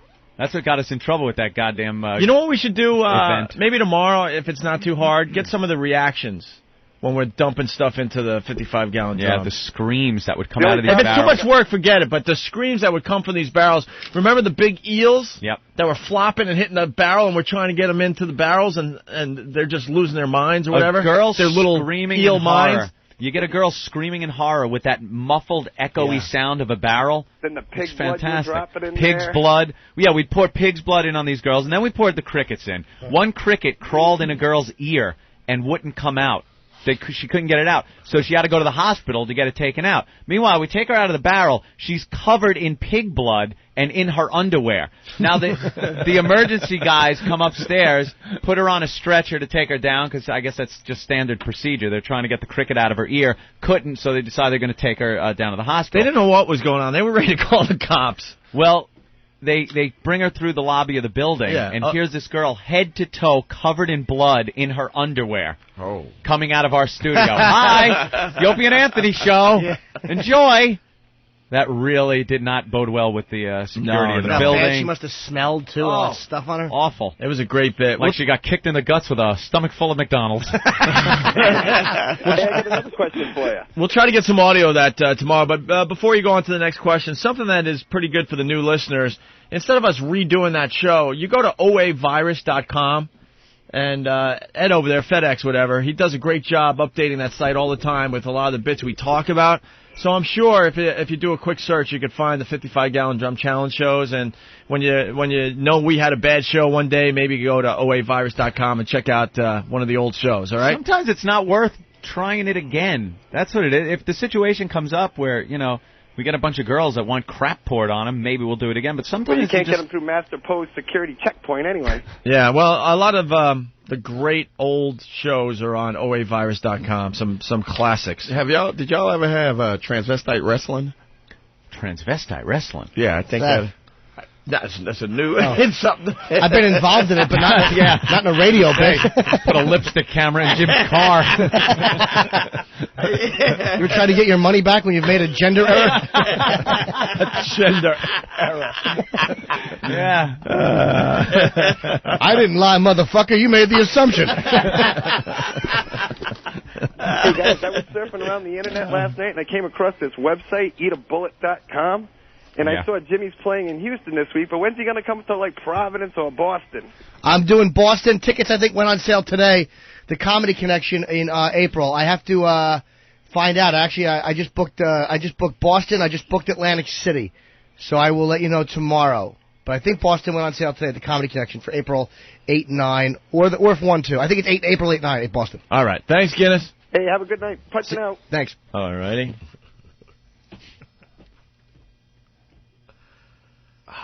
Silence. Yeah, I know. I was reading. It was kind of nice for a second. Isn't that good? Sometimes you just a moment of nothing. reflection. All right, I guess we could start playing What Did We Learn on the Opie and Anthony Show. I was hoping to talk to Kevin Kennedy. What happened with that? We're going to have to reschedule, I guess? Yeah, that big interview yesterday on the debut of the Major League Baseball channel with Jose Canseco. I want to see what that was all about. What did Jose say? Did he say anything? We got we got clips that we can maybe play really fast. I don't know. Is there anything on here that looks interesting, Anthony? Well, the benefits of steroids? Well, you know what? I was always like, okay, you always hear about the superstar players on steroids. What about the bum players? The players with, 122 average? Nobody ever busts the bum players. No one's saying, hey, you're on steroids. They just skip through. Imagine how much you'd suck if you weren't on steroids. Dude, Little League. You're catching brain cancer for a 180 average. That's got to be the worst. That's great. Old raisin nuts for nothing. There's somebody out there like that. I just want to find that Why guy. ain't this working for me? You sneeze, a little brain matter comes out of your ear. Old pudding skull. Canseco touching your ass for nothing. He shot me in the ass and I got nothing to show for it. Jose. Play with the affected people viewing story too negatively. Yeah, he's being called on the carpet because he's kind of saying steroids are good in some cases, and the kids might get the wrong idea. Well, I think they're great. I do, too. After seeing Mark McGuire's wife, I have a whole new appreciation for the steroids thing. So if you're listening, kids, feel free. Steroids are okay. Mommy and Daddy are wrong. Take them as soon as you can. Steroids endorsed by the Opie and Anthony Show. Right. We should pump some steroids into this show. No, I don't think we need it, Ope. Pump it into the phones this morning. Yeah. Well, listen to the replay. You're going to love that. Yeah, if you're just tuning in, have fun with the first hour of this mess. It's us bitching about the phones, and if that isn't bad enough, you'll hear Mr. Roboto at the end of it all. Yeah. Ooh. But I guarantee that the show gets more gooder after the first 50 minutes. So just bear with the first 50. Or go to, I don't know, go do an errand or something. Start listening around 7. Oh, wait, we have to do the other thing. Oh, we can't do that because then it's like time zone all over the place. Whatever. You'll figure it out. 50 minutes in. 50 minutes in, you can start listening. It gets better. Keith Robinson killed. Oh, man. He's still here, but we can promote that Keith Robinson killed on the show today. Yep. I had a good time here, man. It was great. A lot of fun, man. It's Black History Month. It's one of my funniest, Black History Month. That's why you're here. You think you're coming back next month? No, I won't be. See you guys next February. Retreat next week. And then March, it's done. 1 month a year we humor you guys. The other 11 are for Whitey. Well, I don't know. Should we try to get into these clips? We only got a couple minutes. I just want to, I don't know, I guess. Which one you want to hear? The one on benefits of steroids? Benefits of steroids. What track number? That'll help Derek in the booth. Is it 15? There's so many numbers on it. 15? All right, let's listen to this. It's quick. When you're injured, you can recuperate a lot faster from steroid use. And it's a great confidence booster. You're actually stronger where a season is 162 games. Then you got spring training, playoffs and World Series. You talk about well over 200 games. So one of the major factors is fatigue and muscle wear and tear. And steroids done properly can cut that down in half. Hey, he's doing a commercial for steroids. Telling the truth. That is great. Let's go to track 16, because this is what I was wondering, why he would name names. It makes the book more viable, more interesting. It makes it real. I named myself also in there. It's a true story of my life and everyone that was involved in it. And I think that, the public, the fans, they want to know who was involved. Hey, Anthony, we can have the exclusive interview with Jose Canseco. You want to do it the way that they actually use these clips? There are radio guys. Mancow is very guilty of this. Really? These are the type of things like they do the basic interview, and then these hack jocks from all over the country will get the sound bites and then make believe they interviewed them. They cut themselves in. So you would ask the question, and then Jose Canseco gives the answer, and it sounds like you're doing the exclusive. Now, Jose, people are... this is track 19. Got to play with that. You better tell him what track it is. You ask a question, and he's just... Jose, people are viewing your story a little too negatively. What do you have to say about that? Players do not try to hurt the game. They do not try to hurt any individuals. If anything, worst case scenario, if they're doing these steroids improperly, they're hurting themselves, but they're not hurting anyone else. They're just trying to set up their families financially as much as possible. They're trying to create more longevity in the game for them. They're trying to become more of a well-known athlete. They're trying to help their team win by becoming a better athlete. So I think people are just looking at this too negatively. Oh. Well, that didn't work. Can I try one? Yeah, you try one. All right, track 13. Want to cue that one up? Okay. Jose, aren't you afraid by naming names in this book that people are going to come out and maybe sue you? Truly believe if these individuals do try to sue me, I think they're going to be making a monstrous mistake because the truth will definitely come out then. And they don't want to push me to the wall. Yeah, Jose, a lot of this stuff goes behind closed doors, right? Major League Baseball itself isn't really going to do anything, and the Player Association isn't really going to do anything until Congress comes and steps in. Congress will have to do a major investigation and put a stop to that. And the ones responsible, I mean, everybody wants to blame the player. You hung me out to drive, you bastard. Wait, it's track 14. Let me try this again, you son of a bitch, Dirk. Are you about a track 14? That was the Congress thing. Track 14 is what Lady Di's husband was standing on. Nice callback. Jose, we're hearing a lot of this stuff goes on behind closed doors. It's part of the game. These are things that are kept in-house, never really spoken about outside the clubhouse. I mean, so many things go on back there that, believe me, fans and managers sometimes, they have no idea. Hey, can I ask a question for track, track 8? Okay. Hey, Jose, a lot of people say that you're a dirty Puerto Rican. Why don't you talk about Sosa and Mac? Everybody wants to blame the players and this and that. You know what? The owners knew. They all turned their heads to it. They didn't care. As long as they were making money. Player Association knew. Don Fear and all these guys, they all knew what was going on. They just turned a blind eye to it and said, hey, the game's developing again. It's growing. The Sammy Sosa, Mark McGuire show. They were both juiced. No ifs and buts about it. 04, track 4. Jose, when you're slugging your wife in the face because of steroid use, is there another way to go about using the steroids so you don't do that? There is a right way and there is a wrong way to do steroids. If you're going to do steroids, please seek professional help. Obviously, this stuff is illegal. You have to get prescriptions for it. You have to get medical supervision. You have to have the right doctors. You have to have the right blood testing. Do not go behind closed doors with your friends and use dirty needles and start injecting yourselves and start guessing at what dosage your body should use. That's what I thought. That's when you get into big trouble. Yeah. I think the steroid issue has, been what? so misunderstood and locked behind one closed more doors. thing. Program complete. It's the XM Radio Ski and Snowboard Report. I'm John Lewis. Sun Valley, Idaho, America's original year-round destination resort, announces new daily nonstop flights from the West Coast. Call 800-786-8259 for your Sun Valley ski vacation or visit sunvalley.com. New snow in the Northeast means a great holiday weekend setting up. A foot of new snow Monday night into Tuesday morning at Sunday River, Maine. All 126 trails are open and ready to hit up. Bretton Woods, New Hampshire saw about half a foot as well across 30 miles of stuff.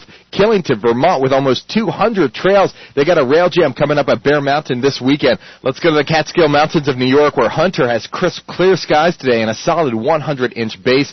Hunter West there is full of steep, challenging trails. Massanutten, Virginia, all the way open. Now let's go to the West Coast. Vail is on an inch of new snow. At Aspen, take the Ajax Express up to Dipsy Doodle. That's a lot of fun. Deer Valley's on a foot of new snow from yesterday. I'm John Lewis with the XM Radio Ski and Snowboard Report. Jim Norton from the Opie Anthony Show. Hi, Angel. Live. Houston, Lucky You, the Improv, February 24 through 26 only.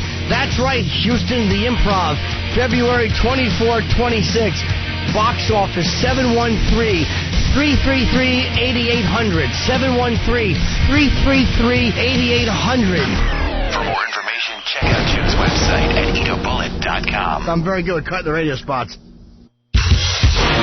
Opie and Anthony on High Voltage XM 202. XM News, talk, and information. It's everything, all the time. The Opie and Anthony Show. The Opie and Anthony Show. XM 202.